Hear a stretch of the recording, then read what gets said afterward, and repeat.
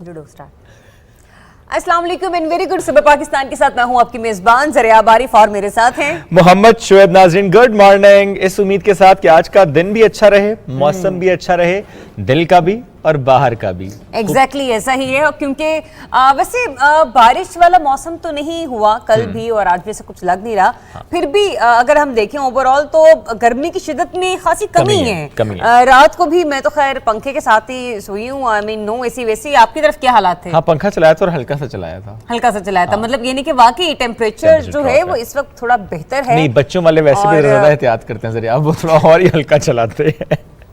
चले जो भी है, लेकिन यह है कि इस्लामाबाद का मौसम जो है वो खासा बेहतर है और गिलगित बल्तिस्तान कश्मीर इस एरिया का तो वैसे ही बड़ा प्यारा सा मौसम रहता है। लेकिन इन इलाकों में एक बार फिर से महकमा मौसमियात ने तेज हवाओं के साथ बारिश की पेशगोई की है जनाब। तो लेट्स सी आज कहां कहां पे बारिश होती है। चलें बढ़ते हैं आगे और वज़ीर-ए-आज़म पाकिस्तान शहबाज शरीफ साहब का तज़किरा करेंगे, जिन्होंने कहा है कि हुकूमत इस वक्त मुल्क को मुश्किल सूरत हाल से निकालने के लिए जितनी कोशिशें हो सकती हैं वो कर रही है। उन्होंने कहा यकीन रखिए, एतबार कीजिए, कोशिश हम पूरी कर रहे हैं और मिलकर कर रहे हैं।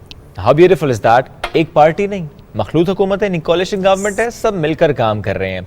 और हमेशा से कहा भी जाता रहा, जब भी हम मसाइल देखते थे ना कि वफाक में हुकूमत किसी और की, किसी सूबे में किसी और की, लोकल बॉडीज़ में कुछ और मामला देखते हैं तो उसमें मसाइल खासे हमें नज़र आते रहे हैं। लेकिन अब पूरे मुल्क में ना सही, लेकिन मेजर सिटीज़ की अगर हम बात करें वहाँ पर सिचुएशन ऐसी है कि चूँकि मखलूत हुकूमत है तो इसलिए मसाइल हल करने के लिए जो लाए अमल है वो तय करना ज़रा आसान हो जाता है। ऑनबोर्ड करना आसान है, फ्रेमवर्क डिवाइस करना आसान है, एग्जीक्यूशन आसान है और ज़रा सवाल तो होते हैं और जब सवाल हो तो मिलकर उनका जो है वो हल तलाश किया जाता है। और इसलिए कहा गया कि जो भी चैलेंजेस इस वक्त दरपेश हैं वो हम ज़रूर समझ भी रहे हैं, देख भी रहे हैं, उनके हल की तरफ कोशिश भी कर रहे हैं। और 14 जो माह हैं उसमें सियासी मफादात को बलाए ताक रखा जाएगा। कोई पॉलिटिकल पार्टी ये नहीं सोचेगी कि हमें कोई ऐसा स्टेप लेना है जिससे हमें फ़ायदा हो। हमने ये स्टेप लेना है जिससे मुल्क को फ़ायदा हो, जिससे रियासत पाकिस्तान को फ़ायदा हो, जिससे हम सब आगे बढ़ पाएँ। तो इस हवाले से कल ये फिर से कहा गया कि will move forward and will move forward together.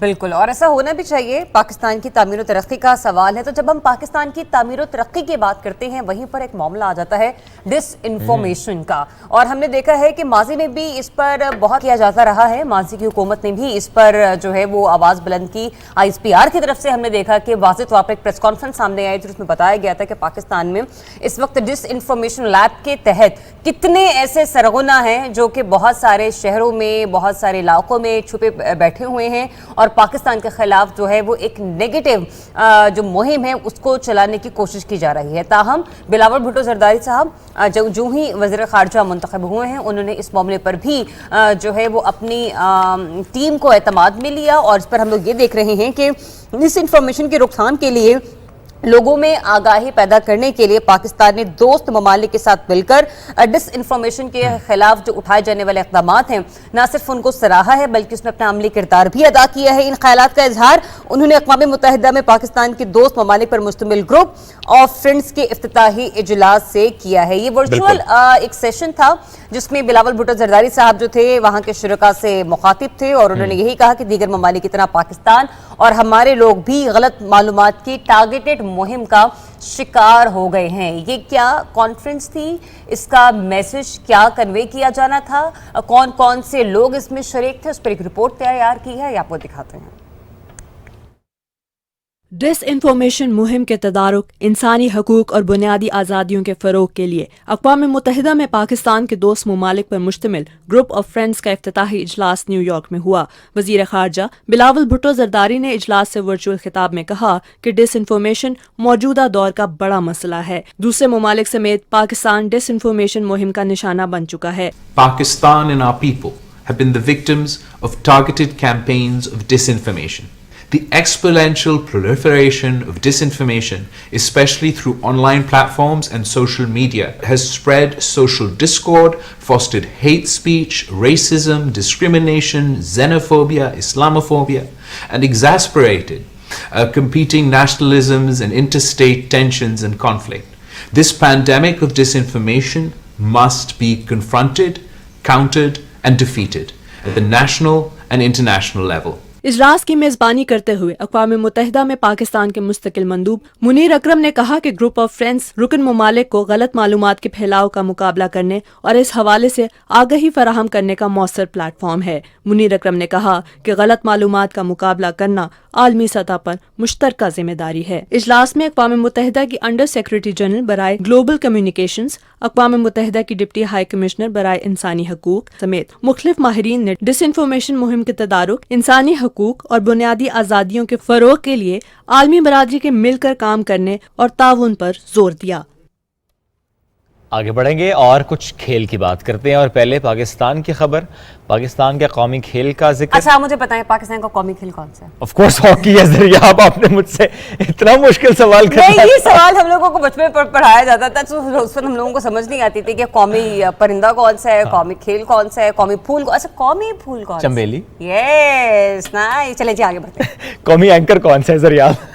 ठीक है, अब सही है। चलो ये भी इस करिकुलम में डाला जाए जी। अच्छा, कौमी खेल हॉकी की जब हम बात करते हैं और थोड़ा सा तारीख में लेकर जाते हैं, तारीख बहुत प्यारी है, बहुत खूबसूरत है, फतूहात से सजी है। बहुत से कप्स, बहुत से ऐसे इवेंट्स, बहुत से टूर्नामेंट्स जब वाकई पाकिस्तान ने नाम कमाया। लेकिन अगर हम आज के हालात का जिक्र करें, फ़ी ज़माना इसकी बात करें, कुछ मसाइल रहे जिसकी वजह से जवाल का शिकार हुआ है। तो हमारा कौमी खेल लेकिन जवाल का शिकार हुआ। लेकिन हमें यहाँ पर बात ये करनी है कि हम कैसे वापस रिवाइवल की तरफ जा सकते हैं। तो आज हम हॉकी के रिवाइवल की तरफ जो स्टेप्स लिए जा रहे हैं उसकी बात करेंगे। और इसके हवाले से पाकिस्तान की तारीख में पहली बार PHF ने पहली chief of army staff national inter club hockey championship 2022 के इनेकाद के लिए एक स्टेप लिया है और नेशनल हॉकी स्टेडियम लाहौर में नेक्स्ट मंथ यानी जुलाई में मुनक्किद किया जा रहा है एक इवेंट। और इस इवेंट का मकसद ये है जो ग्रास रूट लेवल की सतह पर खेल को फ़रोग़ देना है वो हम दे पाएँ। और इससे होगा क्या? इससे ये होगा कि जो हमारे दूर दराज इलाकों में टैलेंट मौजूद है जिसकी रसाई हम तक नहीं है लेकिन हमारी रसाई तो उन तक हो सकती है, इस कोशिश को बरूए कार लाते हुए इसका इनेकाद किया जा रहा है, इसका एहतमाम किया जा रहा है। अच्छा, किया ये जाएगा इस टैलेंट के तलाश करने के लिए चैंपियनशिप को 4 फेजेस हैं जिनमें डिवाइड कर दिया गया है। अब वो फेजेस कौन कौन से हैं? ये होंगे ज़िलाई सतह पर, ये होंगे सूबाई सतह पर, ये होंगे डिविजनल सतह पर और ये होंगे कौमी सतह पर। अब ऐसे में फाइनल नेशनल राउंड में जो कुल टीमें हैं वो बताई गई हैं जनाब 10 टीमें बनाई जाएंगी जो कि फाइनल राउंड तक पहुंचेंगी और इनमें 4 टीमों का ताल्लुक पंजाब से है, 2 टीमें हमारी सिंध से ताल्लुक रखती हैं, 2 ही टीमें हमारी KPK से हैं। अच्छा, अब एक टीम जो है वो हमारी है बलूचिस्तान से, एक टीम है हमारी इस्लामाबाद से, एक टीम है हमारी आज़ाद कश्मीर से और एक टीम है हमारी गिलगित बल्तिस्तान से। हम गिलगित बल्तिस्तान को तो कैसे एग्जैक्टली यानी हर जगह से टीम्स मौजूद हैं।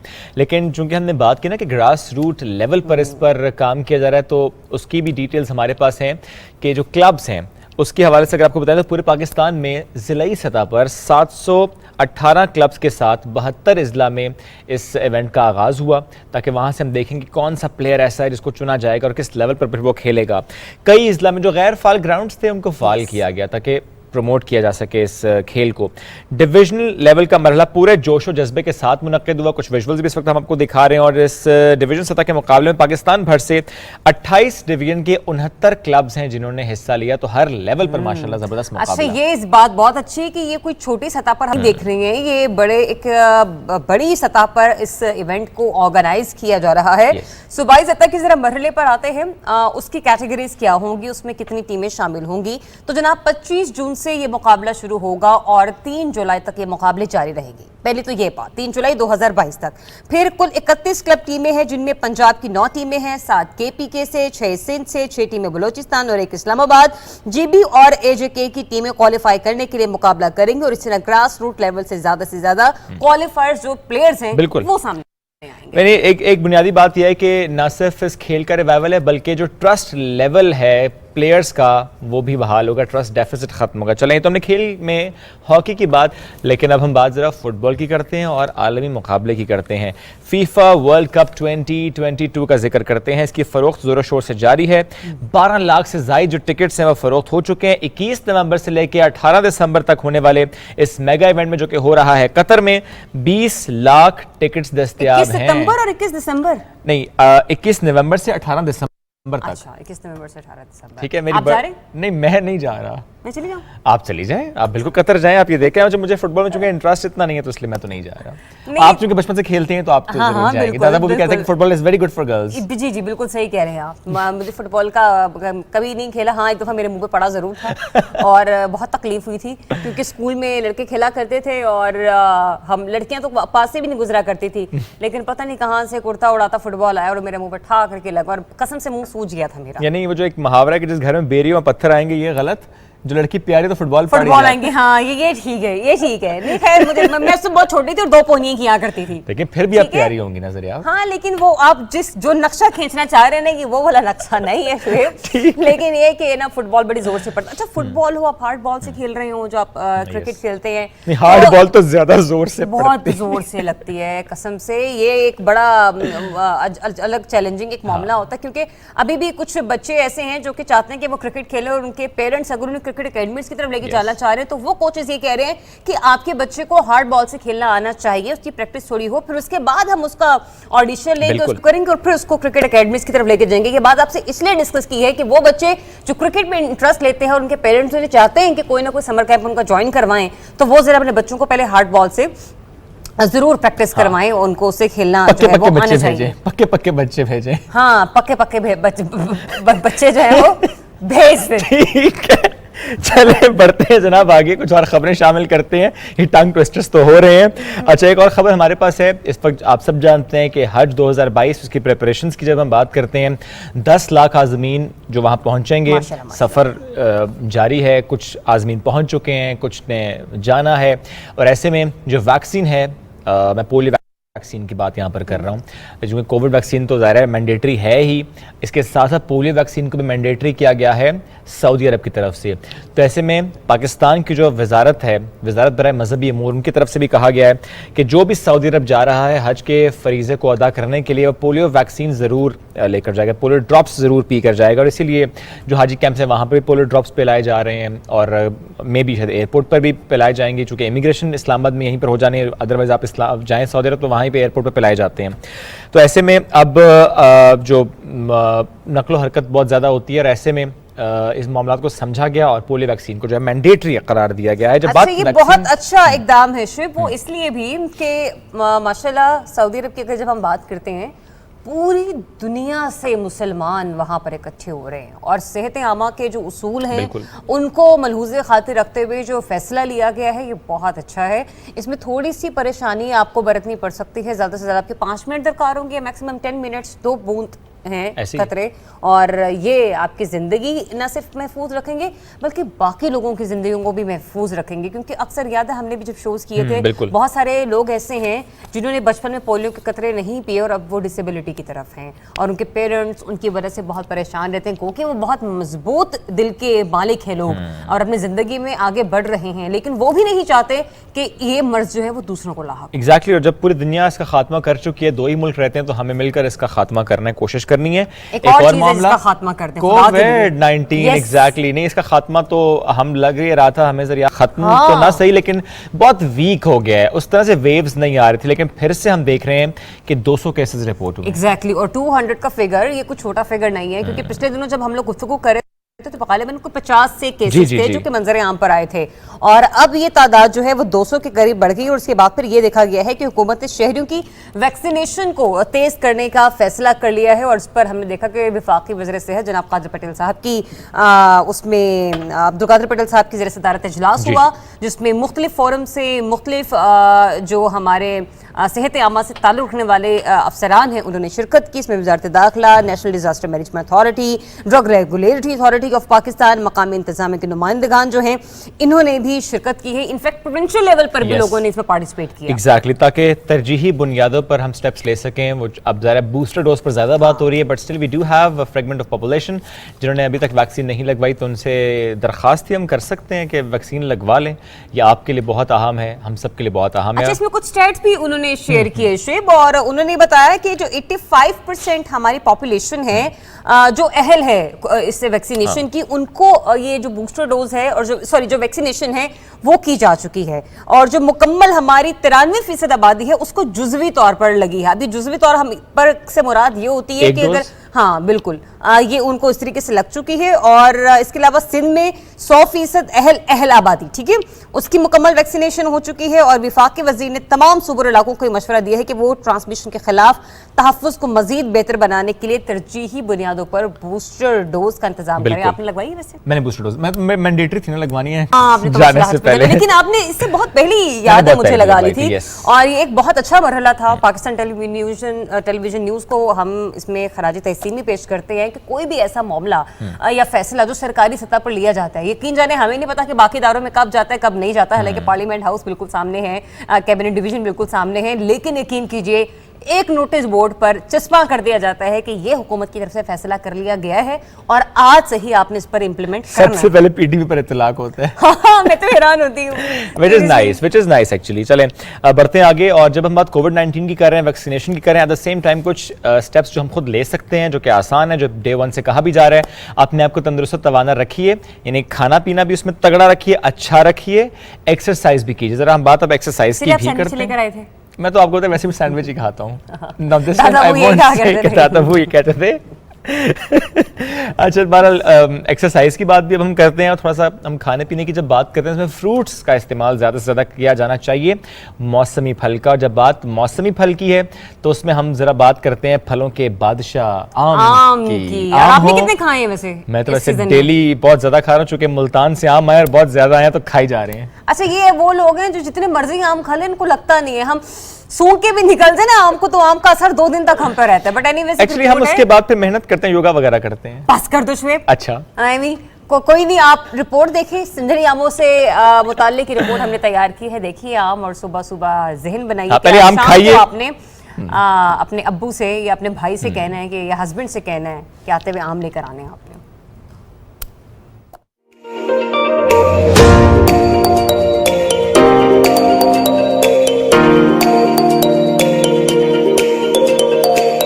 मौसम गर्मा की खास सौगात मीठे रसीले आम,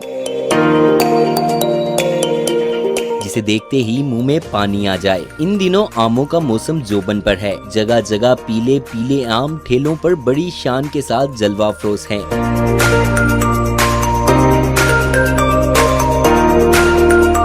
वैसे तो हर किस्म का आम अपने मुनफरिद जायके की बदौलत हर किसी के दिल को भा जाता है। यही वजह है कि आम को पाकिस्तान के कौमी फल की हैसियत हासिल है। रसीले आमों के दिलदादा अफराद सबसे ज्यादा आमों पर हाथ साफ कर रहे हैं। आम बहुत ज्यादा पसंद है जी। आम फलों का बादशाह है, तो आम को खाना चाहिए और इससे बहुत सारी बीमारियां भी दूर होती हैं। खासतौर पर ये कैंसर के लिए बहुत मुफीद है।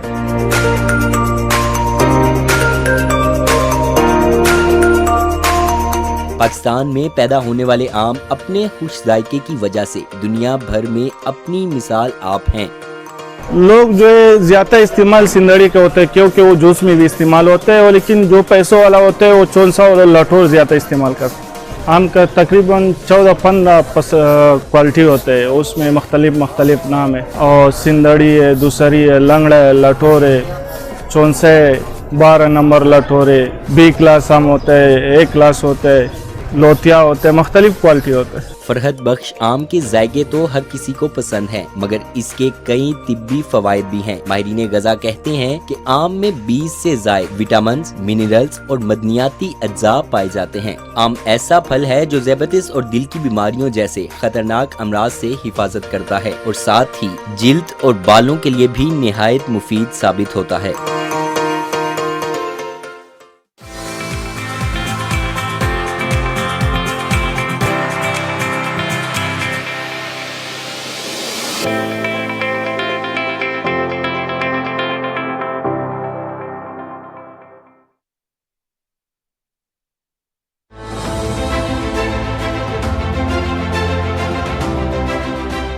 ये शाहरा है ताकत की, ये शाहरा है इक्तिदार की, पार्लिमान की, अदलो इंसाफ की। यहाँ होते हैं मेरी और आपकी किस्मत के फैसले। कभी तनकीद बराए तनकीद तो कभी तनकीद बराए तामीर। कल के दुश्मन आज के दोस्त, कल हो हलीफ तो आज हरीफ। अब होगी हर फैसले पर नजर, हर जोड़ तोड़ पर बात, हर कानून साजी पर बहस, मुस्तकबिल पर सवालात।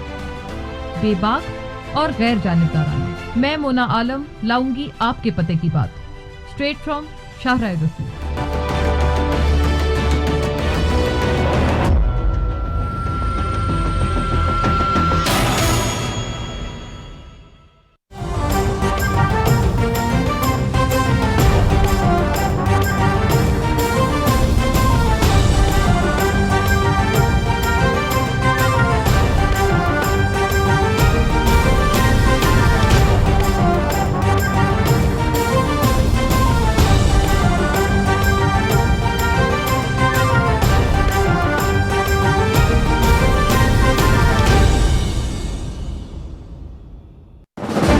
Article 370 and 35A।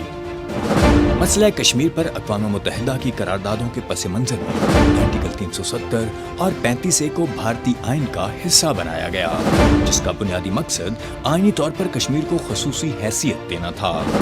आर्टिकल 370 के तहत कश्मीरियों को कानून साजी के हक को तस्लीम करते हुए इस अमर को यकीनी बनाया गया कि हिंदुस्तान के किसी भी कानून का इतलाक कश्मीर में नहीं होगा, जबकि आर्टिकल 35A सरजमीन कश्मीर पर सिर्फ कश्मीरियों के हक को तस्लीम करता है।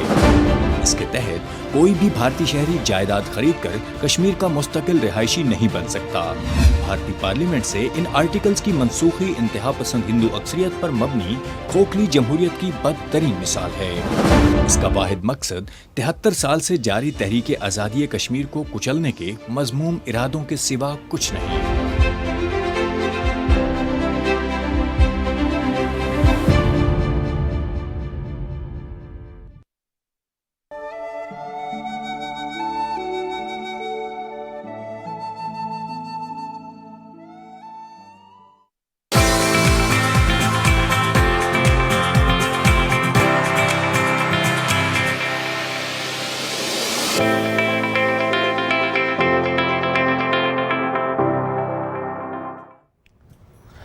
Welcome back. इससे पहले के जरिए आप मुझसे कोई सवाल पूछे, मैं फौरन आगे बढ़ता हूँ। मुश्किल सवाल पूछती हैं। हाँ हाँ बिल्कुल। अच्छा, मुझे लगा मेरा सवाल मेरे पे डालने लगे। नहीं नहीं, कपालभाति किसे कहते हैं? वो कपालभाति को कहते हैं। नहीं तो कपालभाति होती क्या है? वो जो बाती कपाल करती है। कैसे करती है? कमाल करती है। कैसे करती है? ऐसे करती है। ऐसे कैसे? मुझे क्या पता।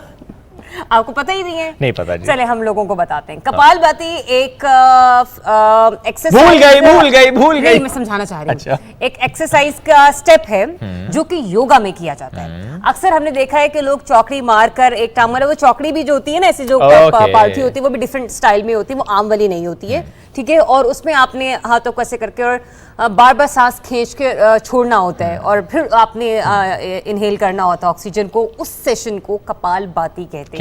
ये हम आपको इसलिए बता रहे हैं क्योंकि हम योगा की इंपॉर्टेंस पर बात कर रहे हैं और योगा के हवाले से एक छोटी सी रिपोर्ट हमने तैयार की है।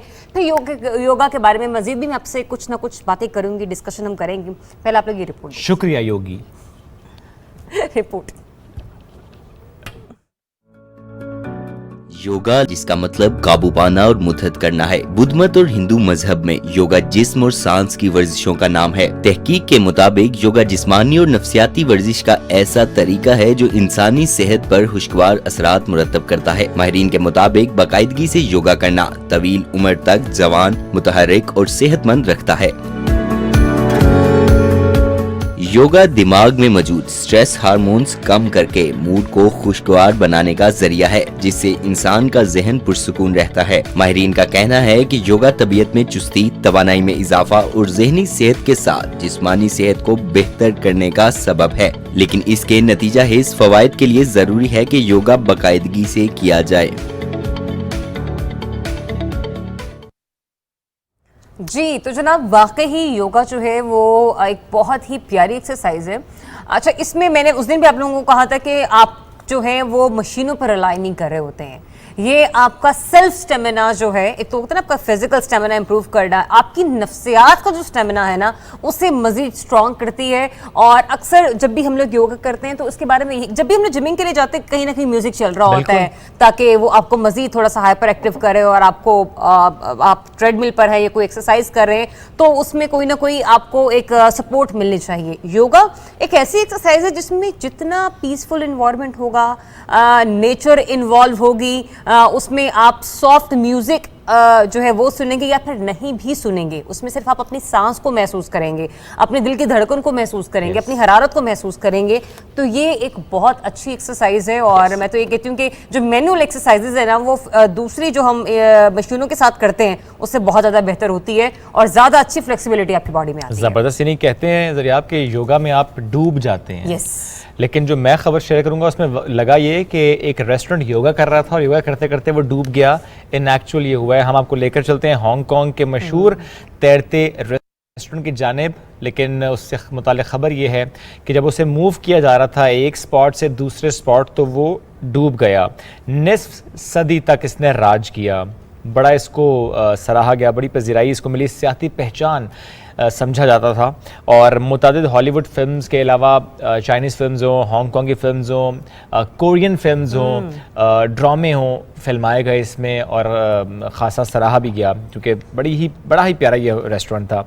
अब दूसरे मकाम पर मुंतकिल करना इसके लिए आखिरी सफ़र साबित हुआ और ये डूब गया, तो इसके विजुअल्स हम आपको इस वक्त दिखा भी रहे हैं। चले बढ़ते हैं आगे, कुछ और ख़बरें हम शेयर करते हैं। और आज हम करेंगे चोलिस्तान की, प्यासे चोलिस्तान की, उस चोलिस्तान की जिसकी प्यास बुझाने के लिए स्टेप्स लिए जा रहे हैं। वज़ीर आला पंजाब मियां मोहम्मद हमजा शहबाज साहब की ज़ेर सदारत एक ज़बरदस्त इजलास हुआ और चोलिस्तान के माहौल को समझा गया। वहाँ पर आर्टिफिशियल रेन से मुतल्लिक़ डिस्कशंस हुई और इसमें सूबाई सेक्रेटरीज भी मौजूद थे। Vice chancellor engineer professor doctor Athar Mahboob साहब, कमिश्नर बहावलपुर राजा जहांगीर अनवर, डिप्टी कमिश्नर इरफान अली और दीगर जो अफसरान है वो शरीक हुए। तो हमने सोचा कि आज इस पर हम जरा डिटेल से बात भी करें। आर्टिफिशियल रेन से मुताल्लिक भी कितनी बारिश वहाँ पर की जाएगी, कितना उसका फ़ायदा होगा, और इस पर आज बात करने के लिए हमें ज्वाइन किया vice chancellor Islamia university Bahawalpur doctor Athar Mahboob साहब ने। सर अस्सलाम वालेकुम and welcome to the show. कैसे हैं आप? जी वालेकुम अस्सलाम, मैं खैरियत से हूँ और बहुत खुशी हो रही है आपके मॉर्निंग शो में शामिल होकर। ग्रेट। हमें खुशी इस बात की सर कि चोलिस्तान के इस मामले को इतना सीरियस लिया गया कि आर्टिफिशियल रेन से मुतालिक इजलास हो। थोड़ा सा मैं चाहूँगा पहले आप उस इजलास से मुतालिक बताएं, फिर हम कुछ बात करेंगे कि आर्टिफिशियल रेन एग्जैक्टली होगी कैसे और होती कैसे। जी आपको ये इल्म है कि गुज़श्ता कुछ अरसे से चोलिस्तान में एक कहत साली थी। इसकी वजह से चीफ मिनिस्टर मियां हमजा शहबाज शरीफ साहब ने चोलिस्तान के लिए एक डेवलपमेंट पैकेज का ऐलान किया और उस हवाले से एक ये मीटिंग हुई। इसमें इस्लामिया यूनिवर्सिटी ऑफ बहावलपुर की जानिब से ये एक प्रपोजल हमने दिया है जिस पे गुज़श्ता एक साल से हम इसकी फिजिबिलिटी पर काम कर रहे थे कि चोलिस्तान में अगर ऐसी टेक्नोलॉजी डिप्लॉय की जाए जो कुदरती बादल बनाने का अमल है उसको मिमिक करती है। ये जो टेक्नोलॉजी है इसकी फिजिबिलिटी इसलिए बनती है कि चोलिस्तान में साल के 8 से 9 महीने तकरीबन 5 से 8 हज़ार फुट की बुलंदी पर जो ह्यूमिडिटी जिसको कहते हैं नमी, वो मौजूद होती है। और नमी को बादल में कन्वर्ट करने के लिए एरोसोल पार्टिकल्स भी इस्तेमाल हो सकते हैं जो कुदरती तौर पे होते हैं, और आयंस भी इस्तेमाल हो सकती हैं।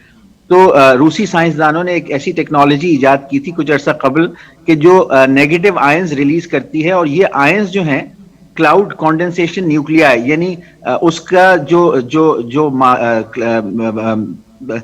बारिश के जो कतरे होते हैं उसका वो मादा बनते हैं और उसके इर्द गिर्द नमी जमा होती है और आहिस्ता आहिस्ता उसका जब साइज बड़ा हो जाता है तो वो बारिश के तौर पे गिरने लगता है। तो ये जो कुदरती अमल है उसी को मिमिक किया जाता है, और चूंकि चोलिस्तान में नमी पहले से मौजूद है तो इसलिए ये फीजिबल है। और जहां अच्छी बात यह है कि ये जो नमी है ये पाकिस्तान में जितने बारिश बरसाने वाले सिस्टम्स होते हैं ये चोलिस्तान के रास्ते पाकिस्तान से वापस जाते हैं। तो चूंकि ये वो बारिश होती है, ये वो नमी होती है जो बरसने से रह जाती है, इसको अगर चोलिस्तान पे बरसा दिया जाए जहां नीचे हमारे पास 6.7 मिलियन एकड़ रकबा है, जो किसी जमाने में एक सरसब्ज़ व शादाब इलाका होता था, वो हमेशा से सहरा नहीं था बल्कि 4000 साल कबल वहां पे दरिया हाकड़ा बहता था। और जो इंसानों की कदीम तहजीबें हैं मोहनजोदड़ो, हड़प्पा, इनसे भी 2000 साल कबल हाकड़ा दरिया के इर्द गिर्द इंसानों की तहजीबें आबाद थी, जिसके आसार कदीमा की हमारी यूनिवर्सिटी भी और दीगर आर्कियोलॉजिस्ट उसको एक्सकवेट कर रहे हैं। और ये डिस्कवर हुआ है कि ये इलाका सरसब्ज़ शादाब था, लेकिन दरिया हाकड़ा का जो फ्लो था, जो वो पहाड़ों से आता था, वो टेक्टोनिक प्लेट्स जो जमीन के क्रस्ट की प्लेट्स होती हैं उनकी मूवमेंट की वजह से उसके रास्ते में रुकावट आ गई और फिर दरिया हाकड़ा पिछले 5000 साल में खुश्क हो गया और ये जगह जो है ये एक सहरा में बदल गई।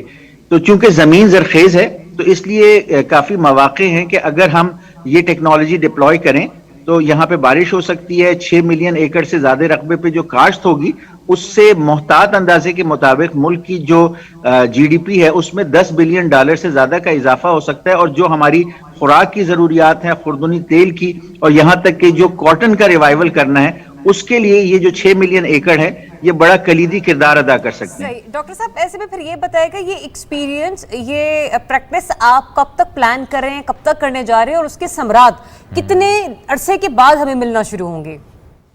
जी, चीफ मिनिस्टर ने आजमाइशी तौर पे सिस्टम को जो डिप्लॉय करने का हमें ऑर्डर दिया, और उनकी तो ये ख्वाहिश थी कि ये 1 महीने के अंदर ही डिप्लॉय हो जाए, लेकिन हम समझते हैं कि अगले 3 महीने में इसकी एक ट्रायल डिप्लॉयमेंट जो 6 महीने के पीरियड के लिए होगी। जिन साइंसदानों ने ये टेक्नोलॉजी बनाई थी और जो उनकी कंपनी है, उनसे हमारी बातचीत जारी है कि 6 महीने का एक ट्रायल पीरियड दिया जाए, जिसमें एक लिमिटेड सा जो है वो चार्जेस किए जाएंगे, ताकि इसको सारे स्टेक होल्डर्स के सामने टेक्नोलॉजी पूरी तरह डेमोस्ट्रेट हो जाए। क्योंकि आपके इल्म में है कि जो बारिशों का अमल है ये कुदरती अमल है, और इसमें अक्सर महकमा मौसमियात की जो पेशिंग गोइयां हैं वो भी अक्सर जो है वो गलत भी साबित हो सकती हैं। तो चूंकि हमने 40 साल का meteorological data, climatic data Cholistan का एनालाइज किया, उससे ये कंफर्म हुआ कि इसके वर्क करने के चांसेस नियरली 100% के करीब है।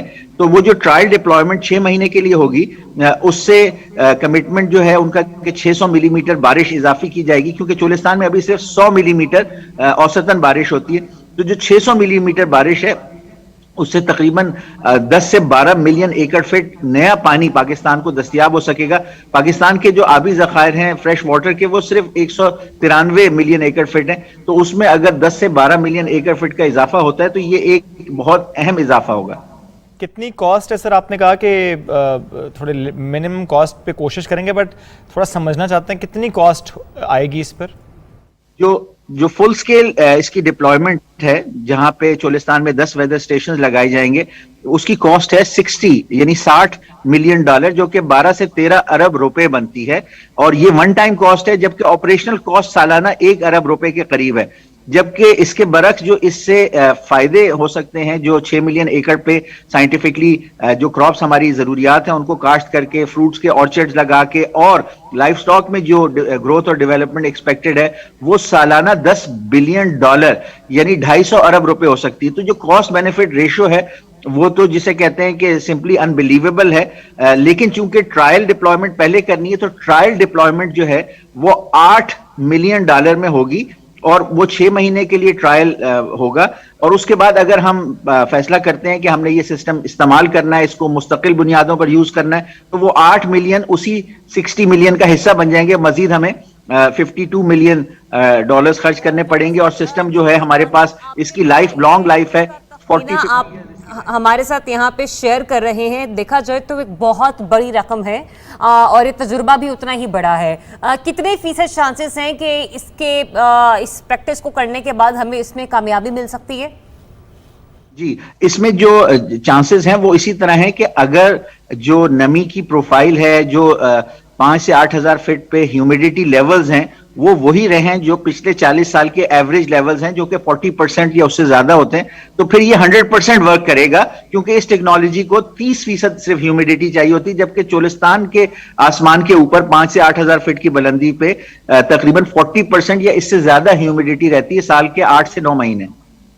वही साल के 8 से 9 महीने, उनके बारे में जानना चाहेंगे कौन से वो महीने हैं, यानी किन महीनों में ये बारिश का यानी आर्टिफिशियल रेन की जाएगी। और दूसरा ये कि क्या ये करने से हम नेचुरल सिस्टम को मुतासर तो नहीं करेंगे, चूंकि ज़ाहिर जो नमी इस वक्त चोलिस्तान के ऊपर मौजूद है उसका सारा इम्पैक्ट आसपास के सिस्टम्स पर आता है, और ऐसा करने से जो नेचुरल सिस्टम्स बनते हैं उन पर कोई इफेक्ट तो नहीं होगा? जी, आपके सवाल के 2 हिस्से हैं। पहला हिस्सा आपके सवाल का ये है कि कौन से महीने ऐसे हैं 8 से 9 जिसमें बारिश होगी और बाकियों में नहीं होगी। तो इसमें ये जहन में रखें कि नवंबर और दिसंबर ये महीने हैं कि जहां पे ह्यूमिडिटी जो है वो थ्रेशोल्ड वैल्यू 30% से कम हो जाती है।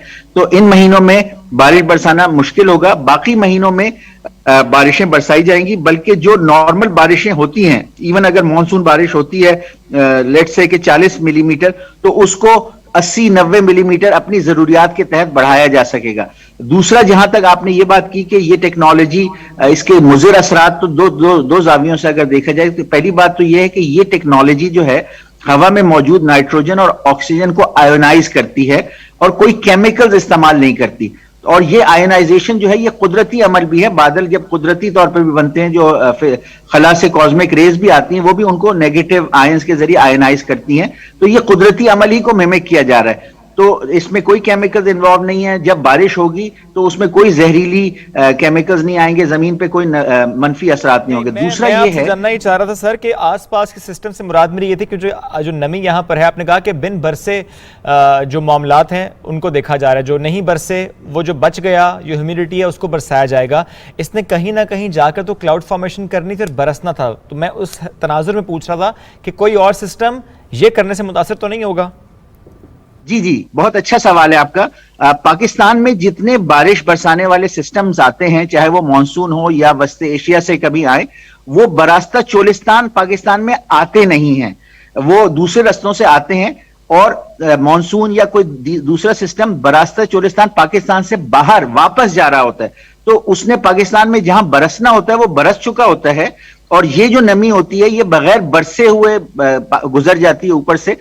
तो जब ये चोलिस्तान पे बरसेगी तो ये किसी और मुल्क के किसी हिस्से का पानी नहीं ले रही होगी, बल्कि जब एक दफा चोलिस्तान में बारिशें होंगी और सरसब्ज व शादाब होगा तो इसके जो पॉजिटिव असरात हैं क्लाइमेटिक, जो इसे कहते हैं माइक्रो क्लाइमेट, जो है चोलिस्तान का और बहावलपुर डिवीजन का अच्छा हो जाएगा। जो क्लाइमेट चेंज यानी जो टेम्परेचर बढ़ रहा है उसको कम करने में मदद मिलेगी। और इसके जो पॉजिटिव असरात हैं वो 400 किलोमीटर दूर तक भी महसूस किए जाएंगे, यहां तक कि पाकिस्तान के दीगर इलाकों की क्लाइमेट पे भी, यहां पे जब हरियाली आएगी तो उससे पॉजिटिव असरात पड़ेंगे। और जो क्लाइमेट चेंज के, पाकिस्तान जो है वो दुनिया के उन ममालिक में है जो क्लाइमेट चेंज से, मौसमियाती तब्दीलियों से सबसे ज्यादा मुतासिर हो रहे हैं, तो उसको रिवर्स करने में मदद मिलेगी। क्योंकि क्लाइमेट चेंज पूरी दुनिया का एक इज्तिमाई मसला जरूर है, लेकिन दुनिया की जो स्ट्रैटेजी है उसके बारे में यह है कि थिंक ग्लोबली, एक्ट लोकली, कि हर इलाके को अपनी अपनी स्ट्रैटेजी बनानी पड़ेगी। तो ये जो सिस्टम है वेदर स्टेशंस की डिप्लॉयमेंट और बारिश बरसाना,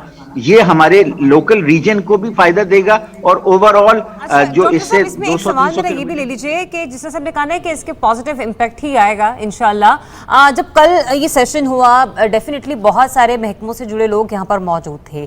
इस बात का कोई रफली आइडिया किया गया हो कि जब मिट्टी को ज़रखेज़ कर दिया जाएगा, उस एक्सपीरियंस में कामयाब होते हैं, तो इस इलाके में किस किस्म की काश्त की जा सकती है? कौन से ऐसे फल या सब्जियां हैं जिनके यहाँ पर काश्त जो है वो मुमकिन हो? जैसे कपास तो आपने कहा, उसके अलावा कौन से हैं?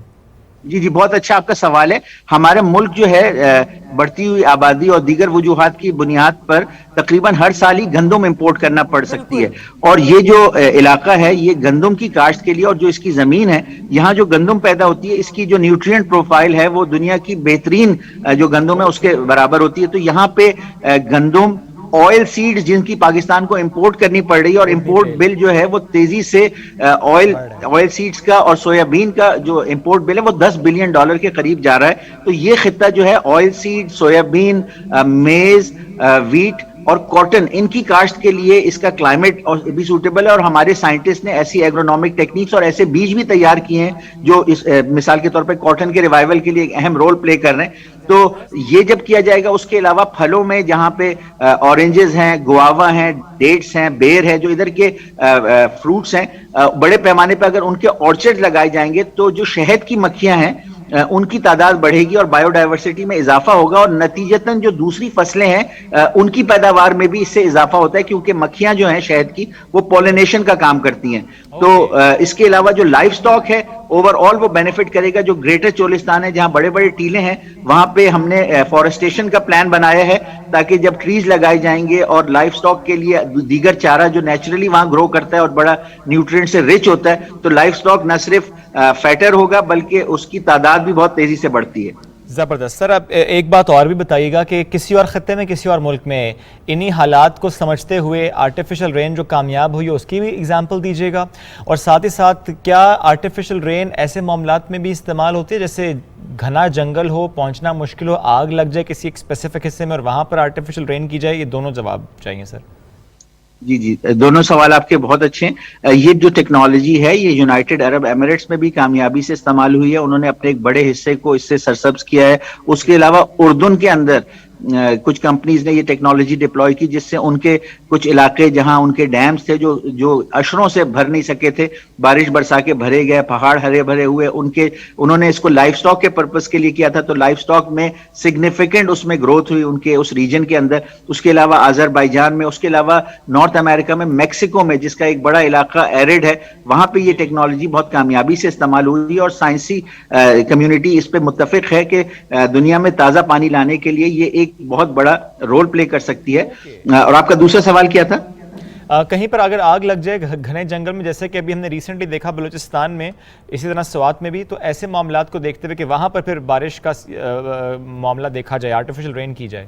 जी जी जी, ये जो टेक्नोलॉजी है इसके 2-3 और फवायद हैं। मैं आपका सवाल समझ गया हूं, मैं उसकी तरफ भी आता हूं, लेकिन मैं ये कहना चाहता हूं कि इस टेक्नोलॉजी के अंदर ये फीचर है कि अगर कोई ऐसा तूफानी बारिश का सिस्टम आ रहा है जो ऐसी तबाही फैलाएगा, तो आप पॉजिटिव आयंस जनरेट करके उस सिस्टम को न्यूट्रलाइज भी कर सकते हैं। जी जी, इस टेक्नोलॉजी में ये मौजूद है और ये फायदा दे सकती है। उसके अलावा जो डस्ट या स्मॉग होता है, और चीफ मिनिस्टर ने भी कहा कि लाहौर में भी आजमाइशी तौर पे लगाया जाए, तो ये स्मॉग के पार्टिकल्स को नेगेटिव आयंस जो इलेक्ट्रोस्टैटिक फोर्स होती हैं उसकी मदद से बहुत पावर से अट्रैक्ट करती हैं और डस्ट पार्टिकल्स को, और उसके बाद चूंकि वो भारी हो जाते हैं, जब चिपक जाते हैं एक दूसरे से, तो वो सेटल हो जाते हैं। तो दुबई में और दुनिया के दूसरे ममालिक में ये टेक्नोलॉजी अपनी फिजा को आलूदगी से साफ करने के लिए भी इस्तेमाल हुई है। जहां तक आपका सवाल ये है कि अगर कहीं पे आग लग जाए, तो ये इस सिचुएशन में इस टेक्नोलॉजी के इस्तेमाल का चूंकि मुझे इल्म नहीं है, तो मैं इस पे तहकीक करके आपको राय दे सकता हूं, क्योंकि हमने पिछले 1 साल में इस टेक्नोलॉजी पे काफी तहकीक की है। इस हवाले से भी हम इसको इवेल्युएट करके आपको मुस्तकबिल में बता सकते हैं। बिल्कुल ठीक। बस आखिर में एक सवाल जो यूं तो पहले भी किया था कि कब तक हम कहेंगे, आपने कहा 6 महीने का टाइम है, फिर भी जानना चाहते हैं 1 हफ्ता, 2 हफ्ते, महीना, 1.5 महीना, 2 महीना, कब तक आपको लगता है पहली आर्टिफिशियल रेन होगी चोलिस्तान में? जी जी, इसी माली साल में ये सिस्टम डिप्लॉय हो जाएगा, यानी 2022-23 के शुरू के पहले क्वार्टर में, और सेकंड और थर्ड क्वार्टर जो होंगे, यानी सितंबर से लेके मार्च तक का जो पीरियड होगा वो इसका आजमाइशी पीरियड होगा। तो हम तवक्को करते हैं कि हुकूमत पंजाब की तरफ से सूरत से इस पे अप्रूवल्स और फंड्स के रिलीज का मामला होगा इंशाल्लाह ताला। इंशाल्लाह फंड्स मिल जाएंगे सर, बारिश भी होगी, और जो आप एक्सपेक्ट कर रहे हैं, जो आप एंटिसिपेट कर रहे हैं, ऑल द पॉजिटिव एस्पेक्ट्स इंशाल्लाह वो तमाम पूरे होंगे। इकोनॉमिक जोन्स का बनना, फसलों के लिए अच्छी खबर, वहाँ रहने वालों के लिए खुशखबरी, और ऐसे में पूरे मुल्क के लिए एक बड़ा अहम मामला कि हमारा जो इम्पोर्ट बिल है वो कम होगा। ज़ाहिर है अगर हम अपनी काश्त को बढ़ाएंगे, वो चाहे वीट हो, वो चाहे कॉटन हो, वो चाहे मेज़ हो, वो चाहे ऑयल सीड्स हो, तो इससे मुतालिक अच्छी खबरें इंशाल्लाह आएंगी। और बड़ा अच्छा मामला है कि इसको इस संजीदगी के साथ लिया गया है। बहुत शुक्रिया डॉक्टर अतर महबूब साहब, साथ मौजूद थे आप, फिजिबिलिटी से मुताल्लिक, इसकी प्लानिंग से मुताल्लिक, इसके एग्जीक्यूशन से मुताल्लिक गुफ्तगू कर रहे थे।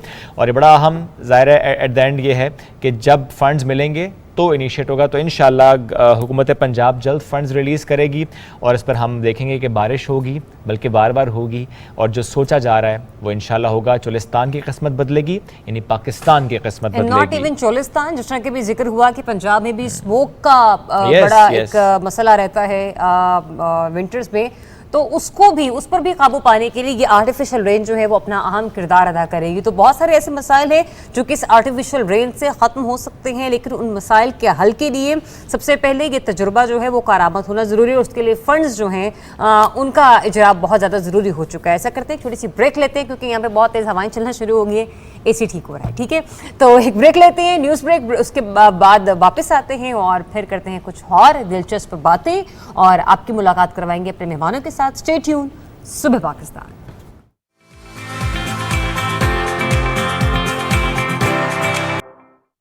Welcome back after the break. आज प्रोग्राम में हमने फर्स्ट हाफ में बात की थी आमों की, जिसमें ज़रिए आपने कहा जी मेरी बात हुई थी बहुत आम खाता तो मुझे लगते नहीं है, जिसमें मैंने कहा कि मैं एक्सरसाइज करता हूँ। ऐसा नेचुरल कुछ की फिजिक ऐसी होती है कि आप जितना मर्जी खा लें, नेचुरली आपको वज़न उस तरह गेन नहीं होता। एट द सेम टाइम कुछ लोग होते हैं जो खाते ज़्यादा नहीं है बट वज़न बढ़ जाता है, और उसमें हम हमेशा से बात करते हैं ज़रूर चेक करना चाहिए कि हार्मोनल इशू तो नहीं है, या ये चेक करना चाहिए जो ये कहता है मैं ज़्यादा खाता तो नहीं हूँ लेकिन फिर भी वज़न बढ़ जाता है, लेकिन एक्चुअल में वो खाते ज़्यादा हैं, मानते नहीं हैं। वो खाते जब हैं तो फिर शुरू होते हैं, फिर ख़त्म ही नहीं होते, चाहे फिर समोसे हों या पकोड़े हों, चाहे वो ट्रेल 5 के पकोड़े ही क्यों ना हो, वो डबो के चटनी में खाते हैं और खाते चले जाते हैं, उसके बाद चटनी पी भी जाते हैं, तो कुछ नहीं छोड़ते। और फिर कहते हैं ऐसे में जब भी मेरे आगे कुछ ज्यादा खाना आता है ना, या मैं कहीं पे जाती हूँ, कोई शादी अटेंड करनी और मैंने थोड़ा सा भी खाना हो, मेरे जहन में सिर्फ एक ही नाम आता है, वो था वकास बंगश। कल भी मेरी फुप्पो आई हुई है तो मेरा उनके साथ जाने का इत्तेफाक हुआ, हम लोग चले गए खाना खाने के लिए, और जब वो प्लेटर आया ना, आई स्वेयर मेरे जहन में वकास घूम रहा था। ठीक है, तो ये बड़े नहीं, वैसे वकास इंसाफ करता है खाने के साथ, इंसाफ करता है, क्योंकि हम जब कराची गए और वहाँ पे सुबह एक ब्रांच पे गए और वहाँ पे हमने देखा कि चूंकि अच्छा एक बूफे लगा हुआ था, तो मैंने तो जितना हिसाब था उतना ही खाया जितना मेरे पेट मुझे इजाज़त दे रहा था, लेकिन मैंने कहा वकास ने किया है, पैसे पूरे ज़बरदस्त उसने खाया है, तो माशाल्लाह माशाल्लाह। अच्छा, ज़ाहिर है अपनी अपनी ज़ाहिर है खुश खुराकी है, कुछ को ज़्यादा पसंद होता है खाना, कुछ की एपेटाइट ज़्यादा होती है, एग्जर्शन भी कुछ की ज़्यादा होती है, तो इसलिए वो ज़्यादा खाते हैं। तो ऐसे में खाएँ ज़रूर, थोड़ा सा भूख रख के भी खाएं, ये बात हम ज़रूर करते हैं, प्लस एग्जर्शन ज़रूर करनी है, क्योंकि जितना आप कैलोरीज इनटेक कर रहे हैं, आप कैलोरीज आप बर्न कितनी कर रहे हैं, कैलोरीज बर्न करना बड़ा अहम है। अच्छा, एट द सेम टाइम हम अब आप बात डाइटिंग के पैराए में भी करते हैं, जब हम ये सोचते हैं कि अच्छा डाइटिंग करनी है, उसमें हम ये देखते हैं कुछ लोग जो वजन घटाने के लिए डाइटिंग, कुछ जनरली भी उनकी रूटीन ऐसी होती है, कहते नहीं मुझे ओवरऑल बेस्ट हेल्थ प्रैक्टिसेस को समझते हुए डाइट प्लान रखना है, और इसलिए मैं ऐसा खाऊंगा जिससे वजन भी ना बढ़े और हेल्थ भी ना खराब हो। इसमें जब हम बात फैट्स की करते हैं तो एक आम तासुर जी, फैट्स का मतलब है मोटापा, लेकिन आज हम इस मिथ को भी जाहिल करेंगे और हम बात करेंगे गुड फैट्स की। ये गुड फैट्स क्या होते हैं, क्या चीजें खाएं तो गुड फैट्स आते हैं, और गुड फैट्स आपकी जिंदगी के लिए, आपकी सेहत के लिए, के लिए कितने इंपॉर्टेंस रखते हैं, इस पर हमारे साथ मौजूद हैं डॉक्टर सहर साहिबा, बिल्कुल हमें आज ज्वाइन कर रही हैं, उन्हें वेलकम करते हैं। अस्सलाम वालेकुम and very good morning doctor साहिबा, कैसी हैं आप? ठीक ठाक, very good morning to both of you as well. बहुत खुशी हुई आप लोगों को देख के। सेम हेयर सर, थोड़ा सा जानना चाहेंगे सबसे पहले गुड फैट्स क्या होते हैं, और जो एक कॉन्सेप्ट है जी फैट्स का मतलब मोटापा, तरह इसको जाहिर कीजिएगा। सबसे पहले तो फैट की तरफ सारा फोकस शिफ्ट किया शुगर इंडस्ट्री ने, और ये काफी साल पहले शिफ्ट किया 1950s 1960s में, ताकि शुगर इंडस्ट्री को फ्रोग मिल सके, ताकि वो सीरियल्स में, प्रोसेस्ड फूड में, बेकरी में, हर चीज में घुस सके और लोग ये समझे कि घी मक्खन ये अच्छी चीजें नहीं है। दूसरी चीज, nature does not make bad fats. Nature ने जितने भी फैट्स बनाए हैं वो सारे अच्छे हैं। There are a plethora of vitamins, vitamin A, D, E and K, जो जब तक आपके खाने में नेचर के बनाए फैट्स मौजूद ना हो वो एब्जॉर्ब नहीं हो सकते। फैट आपका एपिटाइट सप्रेसेंट भी है, फैट आपको फुलनेस की फीलिंग भी देता है, फैट आपके जो डाइजेस्टिव जूसेस हैं, जिसने खाने को हजम करना है, आपके जिसने खाने के आपके हाजमे को ठीक रखना है, उसकी फ्लो में भी हेल्प करता है। हमारा जो ब्रेन है, हमारा जो ग्रे मैटर है, the area that is responsible for cognition, for focus, for intellect of a person, उसका 50% ऑलमोस्ट, उसका जो इंटेलिजेंस वाला एरिया वो आपके फैट से बना हुआ है। हमारी जो सेल मेम्ब्रेन्स हैं बॉडी की, वो आधी से ज्यादा फैट से बनी है। तो आप फैट्स अपने खाने में कैसे नहीं इंक्लूड कर सकते। कोलेस्ट्रॉल जिसको बड़े अरसे से डीफेम किया जा रहा है, आपके जितने भी हार्मोन्स हैं, आपके स्ट्रेस कंट्रोलिंग हार्मोन्स हैं, आपके सेक्स हार्मोन्स हैं, आपका विटामिन डी है, उन सबको कोलेस्ट्रॉल चाहिए बनने के लिए। So there are good fats and then there are bad fats. All the fats जिनको फैक्ट्रीज प्रोसेस करती हैं, जिसमें आपके पास सारे vegetable oil, corn oil, canola oil, soya oil, cotton seed oil, sunflower oil, ये सारे ऑयल्स जो आपके पास आ जाते हैं, all of these are bad fats. क्योंकि अब वेजिटेबल ऑयल का ये मतलब नहीं है कि आपके पास वो सब्जी वाला ऑयल है तो it is good. Vegetable oil जब आपके पास शेल्फ में आ जाता है, मार्केट में आ जाता है, उसमें वो प्रॉपर्टीज नहीं रहती जो रहती हैं जो जमीन के अंदर वो बीज होता है, जब उस वक्त उसमें जो तेल होता है उसमें होती हैं। एक बार वो प्रोसेस हो गया, उसको हीट से, ऑक्सीडेशन से ट्रीट कर दिया गया, वो फैट्स म्यूटेट हो जाते हैं, वो खराब हो जाते हैं। If you are lucky enough कि अगर आपको ग्रास फेड घी मिल सकता है, अगर आपको ग्रास फेड जानवर का घी मिल सकता है, अगर आपको मक्खन मिल सकता है, अगर आप ऑलिव ऑयल ले सकते हैं, आप कोकोनट ऑयल ले सकते हैं, कुछ नट ऑयल्स हैं जो आप ले सकते हैं, कोल्ड प्रेस्ड, अनरिफाइंड, ये सारे गुड फैट्स हैं। और प्लीज अपनी डाइट में फैट्स को इंक्लूड रखें। अगर आप मेंटली तौर पे फोकस रहना चाहते हैं, आप चाहते हैं कि इम्यूनिटी ज्यादा रहे, आप चाहते हैं आपका हाजमा ठीक चलता रहे और आप अच्छी, आपकी फिजिक अच्छी हो, आप मोटे ना हो, तो उसके लिए आपको हेल्दी फैट्स की जरूरत है। अच्छा सहर, ये भी बताइएगा कि ये जो देसी घी का इस्तेमाल है, क्या ये फैट्स में इंक्लूड होता है या नहीं होता? क्योंकि आज तक मैंने हमेशा बड़ों से यही सुना है कि देसी घी आपको ताकत देता है बनिस्बत इसके कि वो आपको फैट से उस घी के या ऑयल की कंपैरिजन में जो कि शेल्फ में आपके पास अवेलेबल है और एक प्रोसेस्ड ऑयल आपके पास मौजूद होता है, तो देसी घी का इस्तेमाल कितना मुफीद है? देसी घी मैं देसी घी के अलावा कुछ इस्तेमाल ही नहीं करती हूँ। देसी घी आपके पास गुड फैट, और देसी घी की पता है अच्छी बात क्या है कि जो लोग लैक्टोज इंटॉलरेंट है या जिनको दूध की जो प्रोटीन होती है केजीन, उससे एलर्जी है, क्योंकि देसी घी में आपके पास ये दूध वाली चीजें भी निकल गई होती हैं, तो इसको डेयरी इंटॉलरेंट लोग भी ले सकते हैं। मोस्टली आईबीएस और आईबीडी के लोगों को हम डेयरी प्रोडक्ट्स नहीं देते, लेकिन सिर्फ एक देसी घी है जो मैं उनको रिकमेंड करती हूँ, ले सकते हैं आप। तो देसी घी आपकी बॉडी की इम्यूनिटी, आपकी बॉडी की डाइजेशन, और बहुत सारे लोगों को ये पता नहीं होगा, देसी घी ब्लड प्यूरिफायर है। देसी घी आपकी ब्लड को डिटॉक्सिफाई भी करता है, इंतहाई मुफीद है। और अगर अप टू 4 to 5 टेबलस्पून पूरे दिन में आप देसी घी के यूज करते हैं अपने खाने को कुक करने में, इससे आप मोटे हो ही नहीं सकते हैं। आपके नाश्ते में in fact everyone should make sure कि 1 टेबलस्पून किसी फैट का हो, या वो मलाई हो, या वो मक्खन हो, या वो घी हो, अगर आप अपनी इम्यूनिटी बूस्ट रखना चाहते हैं और दुबले पतले रहना चाहते हैं तो। जबरदस्त सहर, इसका मतलब ये हुआ कि बस हमने अपनी डाइट में, अपने खाने पीने में और खाना पकाने में बिलखुसूस ये कोशिश करने कि हमने देसी घी का इस्तेमाल करना है। या आपने इस तरह का कोकोनट ऑयल्स का, आपने का ऑलिव ऑयल्स का, मलाई जैसे दूध की ताजा मलाई है। नहीं, मलाई में खाना तो नहीं पकाएंगे?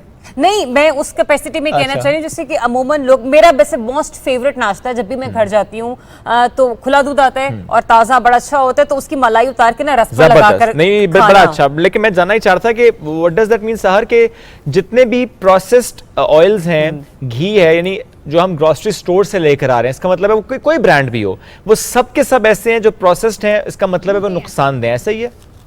सबके सब झूठे हैं जी, बिल्कुल सारे के सारे नुकसानदेह। और मैं ये बात ऑन एयर कह रही हूँ। मैं आपको एक थोड़ी सी इस बात की साइंटिफिक रीजन बताना चाहती हूँ। ये जो सारे वेजिटेबल सीड्स होते हैं, जब ये जमीन के नीचे होते हैं, अल्लाह ताला ने इनके अंदर एक फैटी एसिड्स दिए होते हैं, PUFAs, पूफाज, ठीक है। वो अल्लाह ताला ने इससे दिए होते हैं ताकि इनको ये गर्मी वगैरह को, वो बड़े रिएक्टिव होते हैं फैटी एसिड्स, ताकि जब गर्मी आए सीड जर्मिनेट करे और वो जमीन से ऊपर ग्रो कर जाए। लेकिन साथ ही अल्लाह ताला ने उस बीज में एंटीऑक्सीडेंट भी दिया होता है ताकि वो उसको हीट डैमेज से बचाए। अब जब ये बीज जाता है फैक्ट्री में और वो उसको प्रेस करते हैं तेल निकालने के लिए, वो एंटीऑक्सीडेंट मर जाता है, और क्योंकि पूफा अल्लाह ताला की तरफ से हीट को हाईली रिस्पॉन्सिव था, वो एक्सप्लोड करके ऑक्सीडेट म्यूटेट हो जाता है। बॉटल में जो भी ऑयल्स पड़े हुए हैं वो हीट से ट्रीट हुए हैं, पूफा ने उसको रिएक्ट किया हुआ है। इनफैक्ट ये बहुत सारी जेनेटिक डिस्टर्बेंसेस के लिए रिस्पॉन्सिबल है। So you should not be buying that. ठीक है, यानी जेनेटिक डिस्टर्बेंसेस की आपने बात की, इसका मतलब है मेल या फीमेल दोनों के लिए नुकसानदेह है, हार्मोनल इम्बैलेंस की तरफ लेकर जाता है और हर लिहाज से नुकसानदेह है। अच्छा, इसमें और जो बनास्पति घी है वो भी क्या कहते हैं नुकसानदेह साबित हो सकता है। इस पे भी जरा कमेंट कीजिएगा, ये सवाल पूछना चाह रहे हैं बहुत से लोग। मैं सिर्फ देसी घी जो आप घर में खुद निकालते हैं, या आपका कोई बहुत रिलायबल वेंडर है जो आपको ग्रास फेड, आपको पता है ग्रास फेड डेयरी का आपको देसी घी आ रहा है, उसको रिकमेंड करती हूँ मैं, और किसी को भी रिकमेंड नहीं करती हूँ। ऑलिव ऑयल और कोकोनट ऑयल, देसी घी भी सहर जो कि आपने खुद बनाया है, आपका जानने वाले का हो। ऑलिव ऑयल और कोकोनट ऑयल मैं बता दूं, आप कहेंगे ये सहर क्यों फिर रिकमेंड कर रही है शेल्फ वाला। वो मैं इससे रिकमेंड कर रही हूँ क्योंकि ऑलिव ऑयल में आपके पास MUFA होता है, मोनो अनसैचुरेटेड फैटी एसिड। वो हीट को उतना रिएक्टिव नहीं होता, उसमें सिर्फ एक डबल बॉन्ड होता है। अगर उसको हीट से ट्रीट किया भी गया, उसका स्ट्रक्चर इतना चेंज नहीं होता, वो ऑक्सीडेशन रिलेटेड डैमेज को रेजिस्टेंट होता है, वो बॉडी में तबाही नहीं मचाता। इसलिए शेल्फ वाले ऑलिव ऑयल को रिकमेंड कर रही हूँ, लेकिन बाकी वेजिटेबल ऑयल लेकिन उसमें सहर फिर कहा जाता है कि ऑलिव ऑयल को आप खाना पकाने में उस तरह इस्तेमाल ना करें, खाना पकाने के बाद उसके ऊपर डालें। अच्छा, वो आपके पास 2 ऑलिव ऑयल होते हैं। एक आपके पास एक्स्ट्रा वर्जिन ऑलिव ऑयल होता है जो आपके पास कोल्ड प्रेस्ड होता है, वो आपके पास सैलेड ड्रेसिंग्स में यूज होना चाहिए, और अच्छी बात है यूज होना चाहिए, वो उसके विटामिन की एब्जॉर्प्शन भी बढ़ाता है। और एक आपके पास होता है रिफाइंड ऑलिव ऑयल। जो रिफाइंड ऑलिव ऑयल होता है, जो ऑलिव ऑयल का स्ट्रक्चर होता है ना फैटी एसिड, उसमें सिर्फ एक डबल बॉन्ड होता है। अगर उसको रिफाइन किया भी किया ना, तो जो एक डबल बॉन्ड होता है वो स्ट्रक्चर को इतना चेंज नहीं होने देता। जितना ज्यादा डबल बॉन्ड फैटी एसिड के स्ट्रक्चर में होगा, उतना ही ज्यादा वो उसको चेंज करेगा। तो वो आप कंपैरेटिवली कुकिंग में यूज कर सकते हैं। लेकिन जब आप फ्राई करेंगे किसी भी चीज को, फ्राइड फूड तो हेल्दी है ही नहीं ना, आपने फ्राई तो करना ही नहीं है अपने चीट डेज के अलावा। जब आप फ्राई करेंगे किसी भी चीज को, तो आप फिर उसको ज्यादा हीट दे रहे हैं, ज्यादा ड्यूरेशन के लिए दे रहे हैं, फिर कोई भी चीज रिएक्ट करेगी, फिर कोई भी चीज हेल्दी नहीं रहेगी। अच्छा, मैंने अक्सर लोगों को सरसों के तेल में भी खाना पकाते देखा है सहर, तो ये बताएगा, एक वो तेल है सरसों का जो आप आम मार्केट से लेकर आ रहे हैं, जो किसी बॉटल में आपके पास किसी ब्रांडेड ऑयल कंपनी का है, एक वो सरसों का तेल है जो कि कोल्हू से कई लोग लेकर आते हैं, मंडी जाते हैं या आप ग्रॉसरी करते हैं किसी बड़ी जगह से तो वो लेकर आते हैं।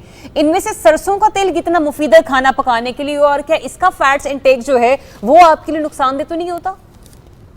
सरसों का तेल अगर आप वो वाला ले रहे हैं जो कोल्ड प्रेस्ड है, ये वाला जो कोल्हू वाला होता है ना, इसको कोल्ड प्रेस्ड ही कहते हैं, और जो अनरिफाइंड है तो आप इस्तेमाल कर सकते हैं। इसी तरह पीनट ऑयल आपके पास में शेल्फ वाला जो है वो रिकमेंड नहीं करती, लेकिन अगर पीनट ऑयल आप यूज कर रहे हैं ना बिल्कुल कोल्ड प्रेस्ड अनरिफाइंड, पहले जमाने में लोगों ने अपने घरों में भी वेजेस रखे होते थे, ये मैं कहीं पढ़ रही थी जब मैं वेजिटेबल ऑयल की ओरिजिन की हिस्ट्री पढ़ रही थी, तो वो वाला लोग अपने घरों में निकालते होते थे और उसको यूज करते थे। अगर आप पीनट ऑयल या ये सरसों का ऑयल बिल्कुल खुद निकलवा के आते हैं, कोल्हू या जो भी उसको कहते हैं, I am sorry if I am pronouncing it wrong, तो then you can use it.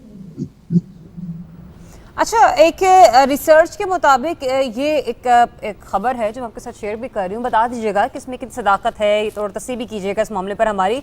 America में जो मस्टर्ड ऑयल है, सरसों का तेल, इसको बैन किया गया और कहा यह गया है कि इसके अंदर कुछ ऐसे इंग्रेडिएंट्स मौजूद होते हैं जो कि आपके लिए बेहतर नहीं होते, इरियोकिक एसिड ये बताया जाता है। इस पर थोड़ी सी हमारी रहनुमाई कीजिएगा, इज दैट ट्रू? वो इसलिए बैन किया गया, ये उसमें मौजूद होता है आपके पास इस एसिड के साथ साथ ओमेगा 6 की जो कॉन्सेंट्रेशन है वो भी जरूरत से ज्यादा मौजूद होती है। ओमेगा 6 आपके पास मौके पर, मैं आपको बताती हूँ मैं बात क्यों कर रही हूँ, इन्फ्लेमेटरी भी हो सकता है और एंटी इन्फ्लेमेटरी भी हो सकता है। अगर उसकी कॉन्सेंट्रेशन जरूरत से ज्यादा हो जाए, वहां पर जो तेल बैन किया गया वो रिफाइंड और प्रोसेस बैन किया गया, और वो यहाँ पर भी बैन होना चाहिए। और अमेरिका वालों को तो पहले ये जो उन्होंने पूरी दुनिया में वो फैलाई है ना शैतानियत शुगर और प्रोसेस फूड की, उन्होंने शुरू की है, पहले उनको वो भी साथ बैन करना चाहिए। तो उन्होंने इसलिए बैन किया क्योंकि वो रिफाइंड है और प्रोसेस्ड है। मैं फिर कहूंगी, अगर आपके पास कोल्ड प्रोसेस्ड है और अनरिफाइंड है तो आप इसको इस्तेमाल कर सकते हैं, फिर आपके पास इसका जो एसिडिक कंटेंट है और ओमेगा 6 कंटेंट है वो काबू में रहेगा। ठीक है, अब साहर ये बताएगा कि ये तो समझ आ गई डिटेल के साथ कि कोल्ड प्रेस्ड ऑयल्स लेने हैं, वो चाहे फिर मस्टर्ड है, वो चाहे कोकोनट है, चाहे ऑलिव है, चाहे फिर वेजिटेबल ऑयल है, लेकिन एट द सेम टाइम जो लोग वज़न गिराना चाहते हैं, वज़न कम करना चाहते हैं, जिनको पता है कि फ़ैट्स हैं और बैड फैट्स हैं, वो कम करने के लिए थोड़ा सा बताइएगा कि वो क्या करें, अपनी डाइट प्लान किस तरह से करें कि कम हो तो सिर्फ बैड फैट्स कम हो, गुड फैट्स कम ना हो। बड़ा ही सिंपल तरीका है, आप अपनी डाइट से सारे बेकरी प्रोडक्ट्स, सारे प्रोसेस प्रोडक्ट्स, सारे रिफाइंड प्रोडक्ट्स जो हैं उनको निकाल दें, और उसके अलावा मार्जरीन को बटर का सब्स्टिट्यूट समझना छोड़ दें। Margarine is nothing but synthetic cheap plastic. आप ये मत सोचें, और हमारे पास बहुत बड़े बड़े ब्रांड्स के नाम से मार्जरीन अवेलेबल है और वो बटर कह के बेच रहे हैं, लेकिन वो बटर नहीं है, दैट इज मार्जरीन। इन चीजों को अपनी लाइफ से निकाल दें, जितना आप नेचर के करीब रहेंगे। और दिन में आपने अपना जो फैट है, आपने जो अपना कुकिंग, आपने अगर ऑलिव ऑयल भी करना है, कोकोनट ऑयल भी करना है, कोल्ड प्रेस्ड अगर आपने मस्टर्ड ऑयल भी करना है, पीनट ऑयल भी करना है, घी भी करना है, 4 टेबल स्पून से ऊपर नहीं होना चाहिए, because excess of then everything is bad. क्योंकि बहुत सारे खानों में भी हम फैट लेते हैं। फॉर एग्जाम्पल, अगर मैं फिश लेती हूँ तो कुछ फैट उसमें भी मौजूद है, वो भी मेरी बॉडी में जा रहा है। मैं एक मुट्ठी ऑफ नट्स ले रही हूँ, फैट उसमें भी मौजूद है। मैं अंडा ले रही हूँ तो जर्दी में बहुत अच्छा फैट होता है, तो जर्दी में भी फैट मौजूद है। सो एक आइडियल, एक सिंगल वेट लॉस चार्ट तो हर एक बंदे के लिए नहीं हो सकता। Everyone is different, age, height, weight, medical status, hormonal balance, activity level, everything is different. But the gold rule is कि आपका जो कुकिंग ऑयल और जो घी है वो भी अच्छे वाले जो हमने नाम लिए, वो 4 टेबल स्पून से ऊपर एक्सीड नहीं करना चाहिए। Stop having your meals post 5 to 6 PM। जिंदगी के आधे मसले आपके डाइजेशन के और वेट गेन के सॉल्व हो जाएंगे अगर आप 5-6 बजे डिनर कर लेंगे और सुबह आप नाश्ते से पहले वर्जिश कर लेंगे। तो एक्टिविटी लेवल, लाइफस्टाइल और वक्त पे सोएंगे, तो वो भी चीजें इतनी ही इंपॉर्टेंट है। लेकिन फैट्स को अपनी जिंदगी से मत निकालिएगा। फैट्स आपकी डाइजेशन में भी हेल्प करते हैं, आपके खाने से न्यूट्रिएंट्स भी एब्जॉर्ब करते हैं, आपके खाने को हजम करने के साथ साथ आपको ज्यादा देर तक आपका पेट भरा हुआ रखते हैं। कभी नाश्ते में 2 अंडे खा के देखें और देखें कि दोपहर तक आपको भूख नहीं लगेगी, एज कंपेयर टू एक सीरियल का बोल जिसकी आपके पास इतनी ज्यादा मार्केटिंग होती है और उसमें असल में एडेड शुगर होता है 50-50, 60-60 ग्राम। सीरियल के बोल के बाद आपको 2 घंटे बाद भूख लगेगी, और जरा अंडे 2 खा के देखें देसी घी की रोटी के साथ, आपको 6-7 घंटे भूख नहीं लगेगी। जबरदस्त। और साहर, आपने बड़ा अच्छा कहा कि 5, 6, 7 बजे के बाद ना खाएं, डिनर अर्ली डिनर। जब भी किसी डॉक्टर के पास जाएं, बिलखुसूस गैस्ट्रोएंटरोलॉजिस्ट के पास, वो भी यही कहते हैं कि एक कि आपने लेट डिनर नहीं करना, दूसरा आपने खा के लेटना नहीं है, खाने के बाद पानी का इस्तेमाल नहीं करना। इसमें कुछ लोग ये करते हैं, बिलखुसूस जो बड़े हैं, बुजुर्ग हैं हमारे, वो रात को सोते वक्त दूध का गिलास पीते हैं। अब ज़ाहिर है दूध एक ऐसी गज़ा कहते हैं मुकम्मल गज़ा, लेकिन ज़ाहिर है वो हैवी है, वो रात को अगर हम पी के सो रहे हैं तो उसका अलग इम्पैक्ट है, सुबह उठ के पियेंगे तो अलग इम्पैक्ट है। इस पे भी जरा रोशनी डालिएगा। दूध को सुबह कभी भी नहीं पीते हैं। दूध मुकम्मल गज़ा में इसलिए नहीं कहूंगी क्योंकि दूध में आपके पास फाइबर नहीं होता। दूसरी चीज शोएब, 65% ऑफ एशियन पॉपुलेशन जो है वो लैक्टोज इंटॉलरेंट है।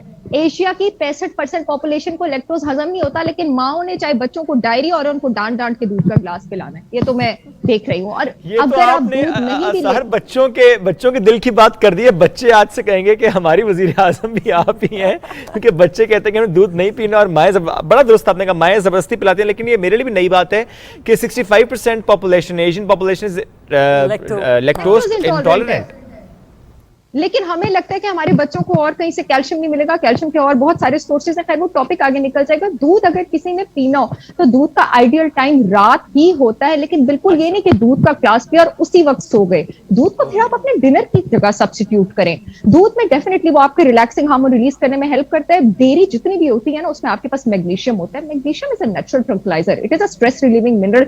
Anything that calms your nerves, it will definitely put you to better sleep. But the thing is that कि वो भी आपने 3-4 घंटे पहले लेना। आप ज्यादा उसको मजे का आप कैसे बना सकते हैं, आप अगर डिनर में आप उसमें थोड़े से नट्स डाल लें, ठीक है, शहद का एक छोटा सा टीस्पून डाल लें, आप उसमें थोड़ी सी हल्दी डाल लें, आपका इम्यूनिटी बूस्टर ड्रिंक बन जाएगा। और सिर्फ उन लोगों के लिए जिनको डेयरी से इंटॉलरेंस नहीं है, जिनको लैक्टोज से इंटॉलरेंस नहीं है, जिनको मिल्क प्रोटीन केजिन से इंटॉलरेंस नहीं है, अगर आपको दूध पी के गैस होता है, डायरिया होता है, तो खुदा के वास्ते अपनी तबीयत खराब ना करें। और बहुत सारे रास्ते हैं। लेकिन इसमें फिर किया क्या जाना चाहिए? ज़ाहिर है आपने ये एक्सप्लेन तो कर दिया, लेकिन कैल्शियम इनटेक के सब्स्टिट्यूट्स पर भी बात कीजिएगा। साथ साथ ये बताइएगा कि ये एक मिथ कह लेते हैं इसको, कहा जाता है कि अगर लैक्टोज इंटॉलरेंट है कोई भी बच्चा है, कोई भी शख्स, तो वो फिर दूध में इस्पगोल डाल ले, काली मिर्च डाल ले, ऐसी चीजें कही जाती हैं, मिथ्स हैं। इस पर प्लीज क्लैरिटी दीजिएगा।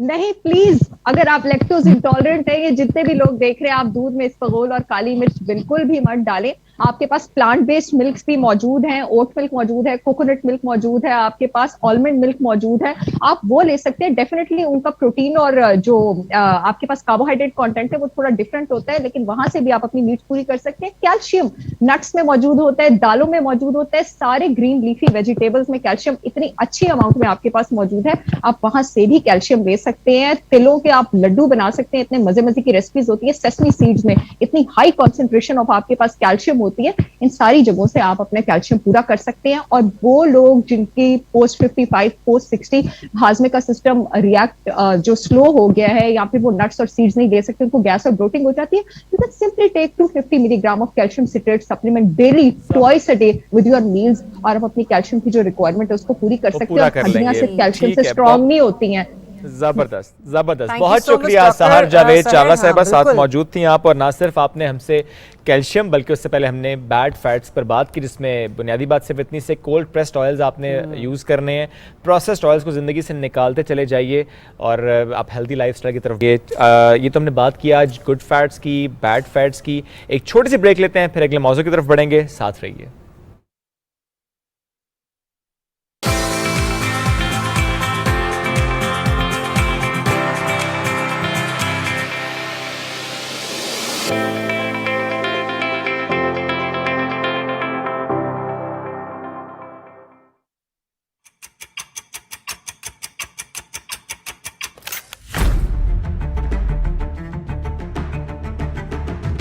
नया है जज्बा, नई है उमंग, खबर के साथ उस पर हो इजहार ख्याल। देखनी होगी दरामद से बरामद तक की सूरत हाल।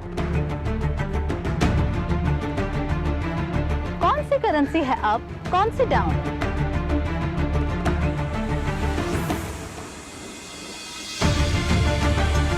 मुआशी खुदनिसारी कैसे हासिल की जाए। रखते हैं नजर रियल एस्टेट से लेकर कमोडिटीज के उतार चढ़ाव तक। बिजनेस की होगी बात माहिरीन के साथ।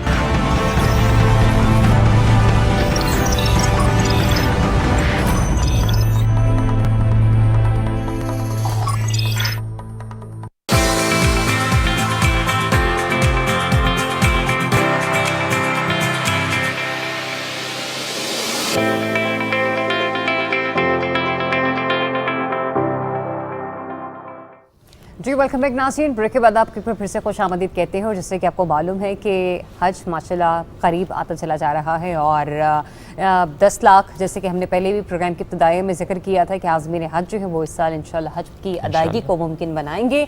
और ऐसे में बहुत सारी परवाज़ें उड़ान भर चुकी हैं, बहुत सी बाकी हैं, न सिर्फ मुख्तलिफ ममालिक से बल्कि पाकिस्तान से भी। और हमने बेशतर मकामात में बचपन में किताबों से लेकर आज तक भी यही पढ़ा है और बहुत सारे वाक़यात, बहुत सारी अहादीस, बहुत सारी कुरानी आयात हज के मामले में पढ़ी हैं, जिनमें से वाज़ेह तौर पर अहकामात अल्लाह ताला की तरफ से सादर किए गए हैं कि तुम में से कोई भी शख्स जो हज करने की इस्तिताअत रखता हो उस पर ज़िंदगी में एक बार हज करना फ़र्ज़ है। और यहीं पर हमने मुख्तलिफ मकामात पर मज़ीद इसी हवाले से रहनुमाई भी हासिल की और ये भी सुना है कि वो शख्स जो अपने नफ्स को पाक करके खुदा के घर का हज इख्तियार करता है तो गोया जब वो वहाँ से हज की अदायगी मुकम्मल करके लौटता है तो उसके तमाम गुनाह माफ़ कर दिए जाते हैं। उसको ऐसे पाक कर दिया जाता है कि जैसे वो आज ही जना हो। हज के हवाले से तो हम पहले भी बात करते आए हैं, गुफ्तगू हम आज भी करेंगे, लेकिन हज के साथ साथ एक और अहम फरीज़ा है, वो है कुर्बानी का। और इस वक्त बहुत सारे ऐसे लोग हैं, बहुत सारे बच्चे हैं जो घर में शोर मचा रहे होते हैं कि चलें आज जाके कुर्बानी का जानवर लेकर आते हैं। कुछ लोग ले आए हैं, जो ले आए हैं उन्हें मुबारक हो, जो लेने जा रहे हैं वो डेफिनेटली बड़े शौक़ के साथ जो है वो मंडियों का रुख करेंगे। लेकिन ऐसे में कुर्बानी का जानवर कितना नफीस होना ज़रूरी है, इसके बारे में क्या अहकामात हैं और क्या अगर आप एक बार हज कर चुके हैं तो उसके बाद अगर आप देख रहे हैं कि आपके इर्द गिर्द ऐसे मामलात हैं कि जहां पर आप उन हज के पैसों से किसी की रहनुमाई या किसी की मुआवनत कर सकते हैं, उस पर भी आज हम तफसीली गुफ्तगू करेंगे। प्रोग्राम में हमें ज्वाइन कर रहे हैं मुफ्ती ज़मीर अहमद साहब, मेंबर मरकज़ी रोते हलाल का बेटी, उन्हें वेलकम करते हैं। अस्सलाम वालेकुम सर, जुमा मुबारक, कैसे हैं आप? वालेकुम अस्सलाम व रहमतुल्लाहि व बरकातहू। अल्लाह का शुक्र है, अल्हम्दुलिल्लाह। मुफ्ती साहब, सबसे पहले तो ज़रा हज की तरफ ही आते हैं, फिर उसके बाद कुर्बानी के पहलू को भी डिस्कस करते हैं, क्योंकि दोनों साथ साथ जुड़े हैं। तो ज़रा ये भी फरमाइएगा, तुम में से कोई भी शख्स हज उस वक्त इख्तियार करे जब वो साहिब इस्तिताअत हो और अपनी ज़िंदगी में एक बार हज ज़रूर करे। कई लोग एक बार हज कर चुके होते हैं लेकिन माशाअल्लाह अल्लाह ताला ने इसे उन्हें इतना नवाजा हुआ होता है कि वो दोबारा करने की ख्वाहिश भी रखते हैं, इरादा भी करते हैं और करते भी हैं। ऐसे में हमारी सोसाइटी में बहुत सारे ऐसे भी मामलात होते हैं कि जहाँ पर ऐसे लोगों की ज़रूरत उस मफलूकुल हाल तबके को होती है कि वो जो चाहते हैं कि हमारी तरफ भी कोई हमारी दादरसी करने वाला हो। उनके बारे में दीन के अहकामात क्या है? बिस्मिल्लाहिर्रहमानिर्रहीम। हज एक आलमी इज्तिमाई इबादत है मुसलमानों की और ये सबसे बड़ी इबादत है। जो शख्स साहिब इस्तिताअत है अल्लाह तबारक व तआला ने उस पर हज करना फ़र्ज़ किया है। कुरान मजीद में अल्लाह करीम जल्ला जलालुहु फरमाता है, वलिल्लाहि अलन्नास हिज्जुल बैत मन इस्तताअ इलैहि सबीला वमन कफ़र फ़इन्नल्लाह गनिय्युन अनिल आलमीन, कि जो लोग इस्तिताअत रखते हैं उन पर अल्लाह के लिए हज करना फ़र्ज़ है और जो इससे इनकार कर दें तो अल्लाह ताला बेनियाज़ है। यानी माना इसका ये है कि जो हज न करें इस्तिताअत के बावजूद तो अल्लाह तबारक व तआला की ज़ात पर कोई फ़र्क नहीं पड़ता है, ये उससे ख़ुद फ़र्क पड़ता है। तो हदीस पाक में आता है, जैसे आपने भी उसका ज़िक्र किया है, कि जो शख्स हज करता है और कोई गुनाह नहीं करता है तो वो गुनाहों से इस तरह पाक होकर आता है जैसे नो मौलूद बच्चा होता है। एक तरफ तो फजीलत हज की ये है और दूसरी तरफ ये है कि जो लोग इस्तिताअत के बावजूद भी हज नहीं करते हैं तो उनके लिए भी रसूलुल्लाह सल्लल्लाहु अलैहि वसल्लम ने फरमाया है कि जो लोग हज कर सकते हैं उन पर हज फ़र्ज़ भी है लेकिन वो हज नहीं करते हैं तो वो यहूदी होकर मरें या ईसाई होकर मरें, इससे कोई फ़र्क नहीं पड़ता। यानी ये बहुत बड़ा अताब है और बहुत सख्त नाराज़गी है अल्लाह और अल्लाह के रसूल सल्लल्लाहु ताला अलैहि वसल्लम की। जब हज किसी पे फ़र्ज़ हो गया तो ज़िंदगी में एक बार हज अदा हो गया तो उसका हज हो गया है। अब बार बार हज करने से नफली हज का सवाब तो मिलता है, लेकिन बहुत से ऐसे लोग भी हैं कि जो कभी सोच भी नहीं सकते हैं कि हम हज कर सकते हैं। तो मैं तो ये कहूँगा कि जो साहिब सरबत लोग हैं वो उन लोगों को हज करवाएं जो गरीब लोग हैं, जो हज नहीं कर सकते हैं। बेशक उन पर हज फ़र्ज़ भी नहीं है लेकिन एक फ़जीलत है, उनको हज करवाएं, उनको उम्रे करवाएं, ज़ियारत हरमैन शरीफैन करवाएं। फिर इसी तरह से बहुत से लोग ऐसे हैं कि जो जिन पर हज फ़र्ज़ तो होता है लेकिन वो किसी वजह से हज के लिए जा नहीं सकते हैं, माज़ूर होते हैं, तो वो हज बदल करवाएं, किसी गरीब को भेजें, किसी ऐसे शख्स को भेजें कि जो कभी जा ही नहीं सकता, सोच भी नहीं सकता है और उसने पहले हज ना किया हुआ हो, तो वो हज बदल करें। ठीक है। तो ये मतलब ये ज़रूरी है कि दूसरे लोगों को मौका देना चाहिए, क्योंकि बहुत से लोग ऐसे हैं कि जो हज के लिए अप्लाई कर देते हैं, उनके नाम भी आ जाते हैं, लेकिन बहुत से लोग ऐसे हैं कि उन पर हज फ़र्ज़ भी है और वो अप्लाई भी करते हैं तो उनका नंबर नहीं आता है। तो मैं समझता हूँ कि जो लोग एक बार हज कर चुके हैं वो दूसरों को मौका दें, बिल्कुल, और लोगों का भी। और वैसे भी कोविड के हालात में जिस तरह हम देखते हैं सर के पहले अगर एक वक्त में 30 लाख आज़मीन भी गए तो आज 10 लाख आज़मीन जा रहे हैं, वो भी 2 साल के गैप के बाद। थोड़ा सा सर ये गाइड कीजिएगा कि हज से पहले जो मामलात हैं जिससे मुतालिक हम एक ट्रेडिशन बन गई है, हम सबसे माफ़ी मांगते हैं, सबसे मिलते हैं जाकर, कोई कर्ज़ वाला मामला उसे क्लियर करते हैं, अपने माली मामलात को क्लियर करके फिर हम जाते हैं, जो पीछे आपकी फैमिली है ज़ाहिर है उनके सारे जो माली मामलात हैं वो देख कर, ये सारे जो मामलात हैं इस दीनी अहकामात क्या हैं इनसे मुतालिक?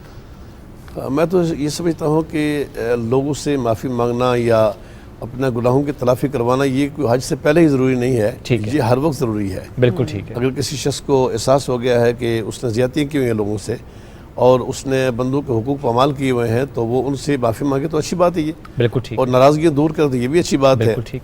तो मज़ा तो ये है कि हज से वापस आने के बाद इंसान उस तरह हो, क्योंकि बहुत से लोग तो ऐसा करते हैं कि हज पर जाने से पहले लोगों को बुलाते हैं, उनके घरों में जाते हैं कि हम हज के लिए जा रहे हैं, हमें माफ़ कर देना, लेकिन जब वो हज करके वापस आते हैं तो उन पर कोई फ़र्क नज़र नहीं आता है, वो फिर उसी तरह से होते हैं।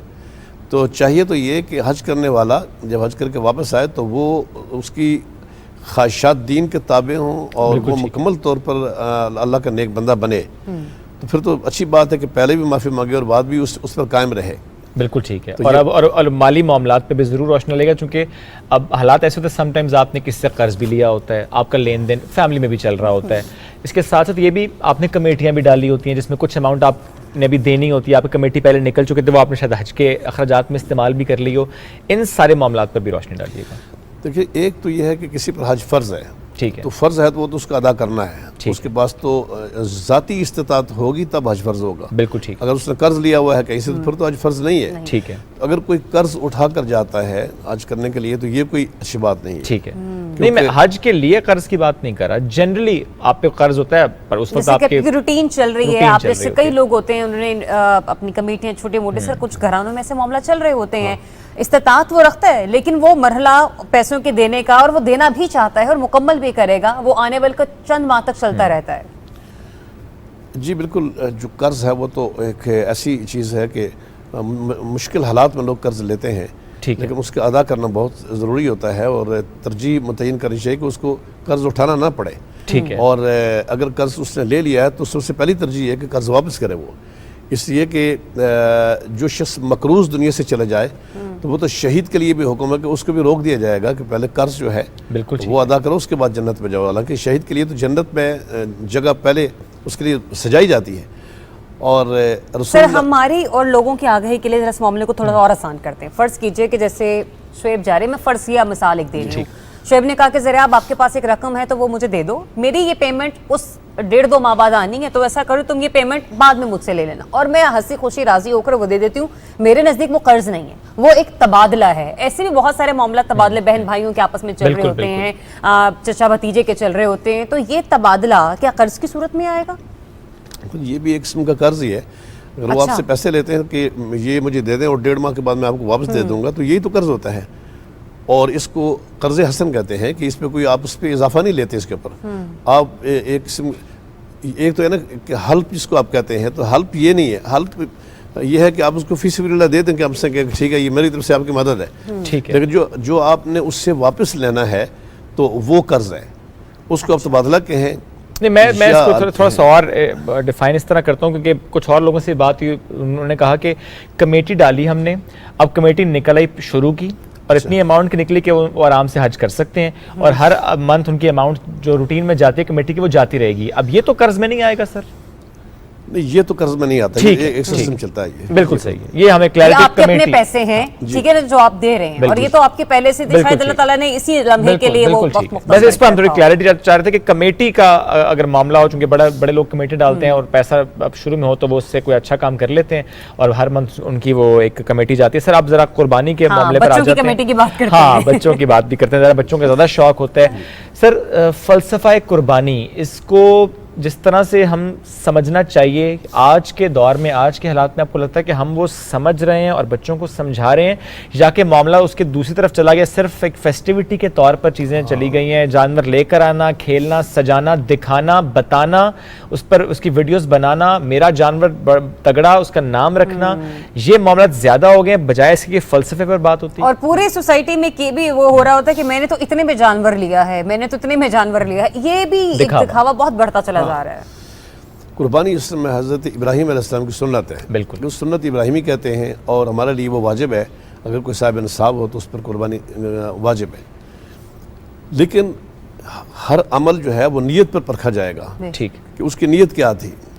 तो इब्राहीम अलैहिस्सलाम ने तो जो कुर्बानी पेश की है वो बहुत बड़ी कुर्बानी थी, तो अल्लाह तबारक व तआला ने औलाद की कुर्बानी को कबूल करके उसकी जगह जन्नत से दुम्बा ला कर रख दिया है, और वो दुम्बा ज़बह हुआ है, और उनके इस अमल को अल्लाह तबारक व तआला ने क़यामत तक पैदा होने वाले तमाम मुसलमानों के लिए जारी कर दिया है।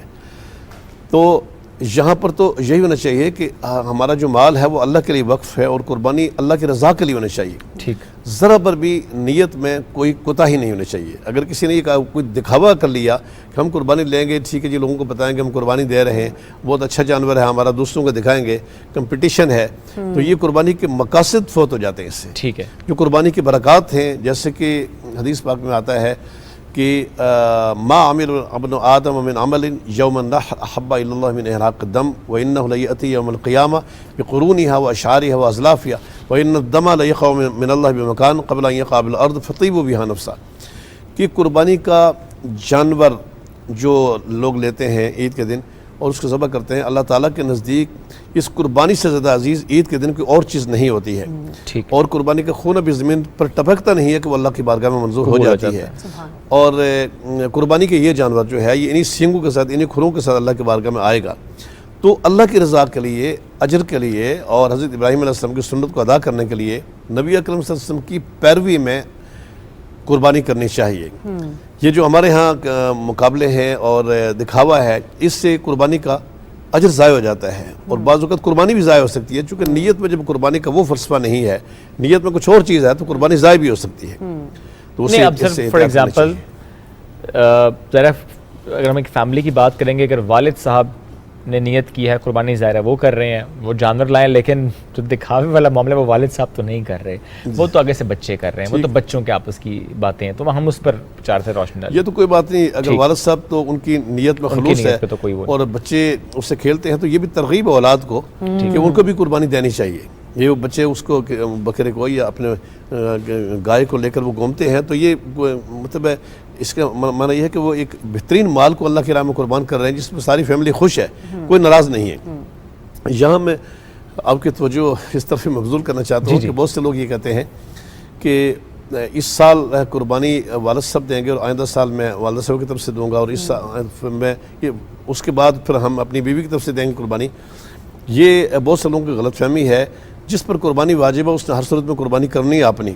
अगर वो अपने अलावा किसी और की कुर्बानी देना चाहता है तो अपनी कुर्बानी के साथ वो दे, ठीक है। अगर उसके वालिदैन फौत हो गए हैं या जिंदा है, उनकी तरफ से देना चाहते हैं तो लेकिन उन पर कुर्बानी वाजिब नहीं है, लेकिन वो अपनी कुर्बानी दे, उसके बाद वालिदैन की कुर्बानी भी देगा, ठीक है। इसी तरह से बहुत सी ख़वातीन ऐसी हैं कि उनके पास जेवरात होते हैं लेकिन इसके बावजूद वो कुर्बानी नहीं करती, उन पर कुर्बानी वाजिब होती है, तो वो कहती है हमारे पास तो पैसे नहीं हैं। अगर शोहर उनकी तरफ से कुर्बानी कर दे या कोई और कर दे उनकी तरफ से कुर्बानी, तो फिर तो वो अदा तो हो जाएगी, लेकिन कोई नहीं करता तो उन पर वाजिब रहती है। उनको चाहिए कि ज़ेवरात बेचकर कुर्बानी करें जब तक वो निसाब के अंदर है। कुर्बानी उन पर वाजिब, यानी जिस पर ज़कात फ़र्ज है उस पर कुर्बानी फ़र्ज। हाँ, मैं भी यही कहना चाह रही हूँ। अच्छा मुफ्ती साहब, एक और अहम मामला, कहते हैं कुर्बानी के जानवर पर किसी को बिठाना नहीं चाहिए। ऐसा जानवर जो सवारी के लिए इस्तेमाल हो वो कुर्बानी के लिए फिर जायज़ नहीं होता। हमारे यहाँ एक ये भी बड़ा होता है, छोटे छोटे से बच्चे होते हैं तो उनको गाय पे बिठाकर, बकरे पे बिठाकर, ऊँट पे बिठा के पिक्चर्स लेना शुरू कर दी जाती हैं। ये कल्चर कितना मायूब है, इसके बारे में दीनी अहकामात क्या हैं, थोड़ी सी इस पर भी रहनुमाई कीजिए। और एक जो जानवरों के नाम प्यार से मंसूब कुछ कर दिए जाते हैं, क्या ये कोई मामला बुरा तो नहीं? मेरे ख्याल है कि जो लोग जानवर कुर्बानी का जानवर लेते हैं तो वो अगर बच्चों को किसी पे बिठा देते हैं कोई बड़े जानवर पर, तो वो उसको बतौर सवारी का इस्तेमाल तो नहीं करते हैं, वो वैसे फोटो बनाने के लिए करते हैं। ठीक है, ठीक उसको है। बतौर सवारी के इस्तेमाल करें तो वो तो ममनू है। बच्चों को खुश करने के लिए बच्चों को खुश करने के लिए ऐसा करते हैं। फिर लाड प्यार से अगर कोई उसका कोई नाम रखता है सही। तो उससे एक इज़हार मोहब्बत के लिए कि ये कुर्बानी अल्लाह के लिए कुर्बानी दे रहे हैं तो उसके प्यार के नाम रखे जाते हैं ना। तो नाम बिगाड़ना तो मना है इस्लाम में, ये बिगाड़ कर किसी की तज़हीक करना और तौहीन करना, जैसे कि आजकल हमारे यहाँ रवाज है कि जो सियासी पार्टियाँ एक दूसरे की दुर्गत बनाती हैं, ये माशरे में जो लोग करते हैं वो तो मना है कि नाम बिगाड़ना तो मना है, लेकिन जो यानी बबलू कहना जाए लाड के साथ जैसे अपने बच्चों के लोग नाम रखते हैं, नाम कुछ और होता है लेकिन प्यार के नाम कुछ और होते हैं, तो इस तरह आप जानवरों को भी कर सकते हैं। ठीक है, यानी प्यारा सा दुम्बा है, हाँ, प्यारा सा दुम्बा तो आप उसे बबलू कह सकते हैं, जी कह सकते हैं। सफ़ेद है तो आप उसे चांद कह सकते हैं। इस तरह मुख्तलिफ नाम रखे जाते हैं। अब सर थोड़ा सा तकसीम की बात करते हैं। कुर्बानी का दिन, जानवर ज़िबा किया, अब तकसीम की बात करते हैं। इसमें अब जनरली एक ट्रेंड है जो कि मुझे बड़ा अच्छा ट्रेंड लगता है कि आप ये देखते हैं कि अच्छा अगर फैमिली में कुर्बानी की थी तो आप कहते हैं चलो उन्होंने कुर्बानी की है, हम ऐसा करते हैं वहाँ गोश्त भिजवाते हैं जिन्होंने कुर्बानी नहीं की। इस पर भी थोड़ी सी राय दीजिएगा कि ये कितना में, चूँकि ये तो कहा गया एक हिस्सा अपने लिए, एक रिश्तेदारों के लिए और एक गरीबों के लिए, मिस्किनों के लिए, यतीमों के लिए। एट द सेम टाइम ये कितना हम है ये डिसाइड उस वक्त करना कि अच्छा नहीं ठीक है 3 हिस्से तो हैं बट हमारी कोशिश ये होनी चाहिए कि हम वहाँ गोश्त पहुँचाएँ जो नहीं कर सकते कुर्बानी। बिल्कुल यही बात है कि जो आप रिश्तेदारों के लिए रखते हैं, अगर रिश्तेदारों के यहाँ भी कुर्बानी हो रही है सबके यहाँ, तो उनके यहाँ को गोश्त भेजने की ज़रूरत तो नहीं है। वो भी कोई आपके लिए हुक्म नहीं है कि आपने रिश्तेदारों को लाजमी पहुँचाना है, वो एक मुस्तहब है। आप सारे का सारा गोश्त घर भी रख सकते हैं, ये जवाज़ की हद तक तो है, लेकिन जो मुस्तहब है वो यही है कि उसके 3 हिस्से करें, एक गुरबा मसाकिन के लिए, एक अपने लिए और एक रिश्तेदारों के लिए। लेकिन अगर रिश्तेदारों के यहाँ भी कुर्बानियाँ होती हैं, उनके गोश्त की ज़रूरत नहीं है, पड़ोसियों के यहाँ होती हैं कुर्बानियाँ, तो वो लोग जो नादार हैं, जो कभी गोश्त सोच भी नहीं सकते हैं, तो आप उनको कुर्बानी का गोश्त भेजें। आप अपने हिस्से में से भी भेजें और दूसरे जो 2 हिस्से हैं वो भी आप गुरबा मसाकिन को दें, ये ज़्यादा नेकी है। क्योंकि रिश्तेदारों के यहाँ अगर कुर्बानी नहीं होती तो वहाँ गोश्त भेजें, ठीक है, वो भी उसने सलूक है रिश्तेदारों के साथ, लेकिन पहले ही उनके यहाँ इतना ज़्यादा है कि वो किसी और को देते हैं, तो चाहिए कि आप उन लोगों को गोश्त दें कि जो जिनके यहाँ कुर्बानी नहीं होती है और जिनके यहाँ कभी कभी गोश्त पकता है या कभी पकता ही नहीं है इस महंगाई के दौर में, तो उनकी मदद करें। ये भी बताया कि मुफ्ती साहब क्या गैर मुस्लिम को कुर्बानी का गोश्त भिजवाना जायज़ है या नहीं, और फिर अगर ऐसे में मुमानियत, क्योंकि मैंने कहीं सुना था इस पर मुमानियत है, और अगर ऐसा है तो ऐसे लोग जैसे मसीही बिरादरी में भी कुछ इर्द गिर्द में, क्योंकि अमूमन पाकिस्तान में ज़्यादातर अक़लियत में मसीही बिरादरी है, कुछ ऐसे घराने भी हैं जिनके लिए गोश्त खरीदना, मटन खरीदना बहुत मुश्किल हो जाता है, तो क्या वहाँ पर भी उनका एहसास का जज्बा लेकर हम वो गोश्त भिजवा सकते हैं या नहीं? कुर्बानी का गोश्त अगर किसी के यहाँ कोई इसकी बेहरमती नहीं करता है तो दे सकते आप जो मसीह बरादरी के लोगों को दे सकते हैं, चूँकि ये वाजिब तसद्दुक नहीं है, कुर्बानी का गोश्त सदका करना वाजिब नहीं है, ये एक मुस्तहब आप दे सकते हैं, तो वो सदकात में तो नहीं आता उस तरह के सदकात में, तो लिहाजा फ़कीर कोई भी हो, भूखा कोई इंसान भी हो, तो उसको आप खाने के लिए तो दे सकते हैं। जैसे कि हमारे यहाँ मसीह बरादरी के लोग काम करते हैं, सिर्फ थोड़ा सा ये होता है कि वो मुसलमानों की कुर्बानी समझकर इसकी कोई बेहरमती ना कराएं या इसको दूसरी नज़र से ना देखें। अगर वो खुशी से इसको कबूल करते हैं तो उनका दिया जा सकता है। अगरचे भाई नुक्ता नज़र ये भी है कि नहीं देना चाहिए, लेकिन मैं समझता हूँ कि कुरान और सुन्नत के रूस से हमें ऐसे दलाइल मिलते हैं कि उनको देना चाहिए, दे सकते हैं उनको। क्योंकि मैंने भी किसी बड़े को ही सुना था और उन्होंने यही कहा था कि बहुत पुरानी बात है कि गैर मुस्लिम को आप नहीं दे सकते, इसीलिए मैं चाहती कि थोड़ी रहनुमाई कर दें, क्योंकि आपने दुरुस्त फरमाया कि हमारे इर्द गिर्द बहुत से लोग ऐसे काम कर रहे हैं जो मसीही बिरादरी से ताल्लुक़ रखते हैं, किसी के साथ का मोहब्बत का, प्यार का, दोस्ती का रिश्ता भी होता है, लेकिन जब आप उनके साथ आम रूटीन में बैठकर खाना पीना खा सकते हैं तो क्या आप उन्हें ईद पर अपनी खुशियों का हिस्सा नहीं बना सकते? जी बिल्कुल आप दे सकते हैं, और ये भी इस्लाम के आला तरीन अखलाकी मेयार में से है कि आप जो चीज़ ईद के दिन खुशी से तकसीम करते हैं वो आप उनको भी दें, और वो आपके इस अखलाक से मुतअस्सिर भी हो सकते हैं, वो इस्लाम की तरफ आ भी सकते हैं और मुसलमानों के लिए अच्छे जज्बात भी रख सकते हैं। तो ये इस हुस्न सलूक में कोई ममानियत नहीं है। ये बाज़ लोग कहते हैं इस तरह की बात, लेकिन कुरान मजीद की आयत से भी और अहादीस मुबारक से भी साबित है कि आप मसीह बरादरी को या जो हमारे घरों में काम करते हैं इस तरह के, आप उनको गोश्त दे सकते हैं। बिल्कुल ठीक है। अब सर कुर्बानी से पहले के जो 5, 7, 8 दिन हैं जिसमें हम देखेंगे कि मैक्सिमम लोग अपना कुर्बानी का जानवर ले आएंगे, ऐसे में बड़े शहरों में बिलखुसूस हम ये देखते हैं चूँकि जगह की कमी होती है, और ऐसे में फिर वो तमाम जो मोहल्लेदार हैं या 4-5 घर वो अपने जानवर बांधेंगे और टेंट वहाँ पर लगाएंगे, रास्ता बंद करेंगे। ये जो रास्ते बंद होते हैं, सड़कें बंद होती हैं, गलियां बंद होती हैं, वहाँ पर जानवरों को बांधा जाता है, इससे मुतालिक भी रहनुमाई कीजिएगा। मुश्किलात पैदा नहीं करनी चाहिए। ठीक मुतबादल रास्ते अगर मौजूद हों तो फिर रास्ता रोकना नहीं चाहिए, फिर रास्ता मतलब रोका जा सकता है। अगर कोई मुतबादल रास्ता ही नहीं है तो फिर रास्ता रोकना दुरुस्त नहीं है। लेकिन ईद के मौका पर चूँकि मुश्किलात होती हैं, बहुत से जानवर आ जाते हैं, कई लोग जानवरों को ज़बह करते हैं और ज़बह करने की कोई प्रॉपर जगह पे नहीं होती है, फिर वो उनका गोश्त पे उसका खून भी जगह जगह बह रहा होता है। तो इन चीज़ों को थोड़ा सा नज़रअंदाज करना चाहिए, थोड़ा सा वसत पैदा करनी चाहिए कि ये ईद का दिन है और यहाँ एक बड़ी सतह पर कुर्बानी होती है, तो उसमें मुश्किलात हो सकती हैं। अगर कहीं कोई रास्ता किसी का बंद हो गया है और वो उसका कोई मुतबादल रास्ता नहीं है, तो ये तो वाकई है एक तकलीफ वाली बात। बिल्कुल सही है। लेकिन अगर मुतबादल रास्ते हैं तो कोई हर्ज नहीं है, कोई हर्ज नहीं है। एहसास की सारी बात है। बहुत शुक्रिया सर, साथ मौजूद थे आप, साहब मौजू पर हमसे गुफ्तगू कर रहे थे। इससे पहले कि प्रोग्राम का वक्त ख़त्म हो, हमारी कोशिश ये होती है कि जो हमारा जुम्मे का सेगमेंट है, जो हमारा मजहबी एक सेगमेंट होता है जिसमें हम सब की रहनुमाई की कोशिश होती है, उसका आगाज़ या ख़त्म उसमें हम नाते रसूल मकबूल ज़रूर शामिल करें। और आज के कलाम के लिए हमें प्रोग्राम में ज्वाइन किया निज़ामुद्दीन खिलजी साहब ने, उनकी तरफ बढ़ेंगे कलाम के लिए और फिर आपसे कहेंगे अल्लाह हाफ़िज़। सर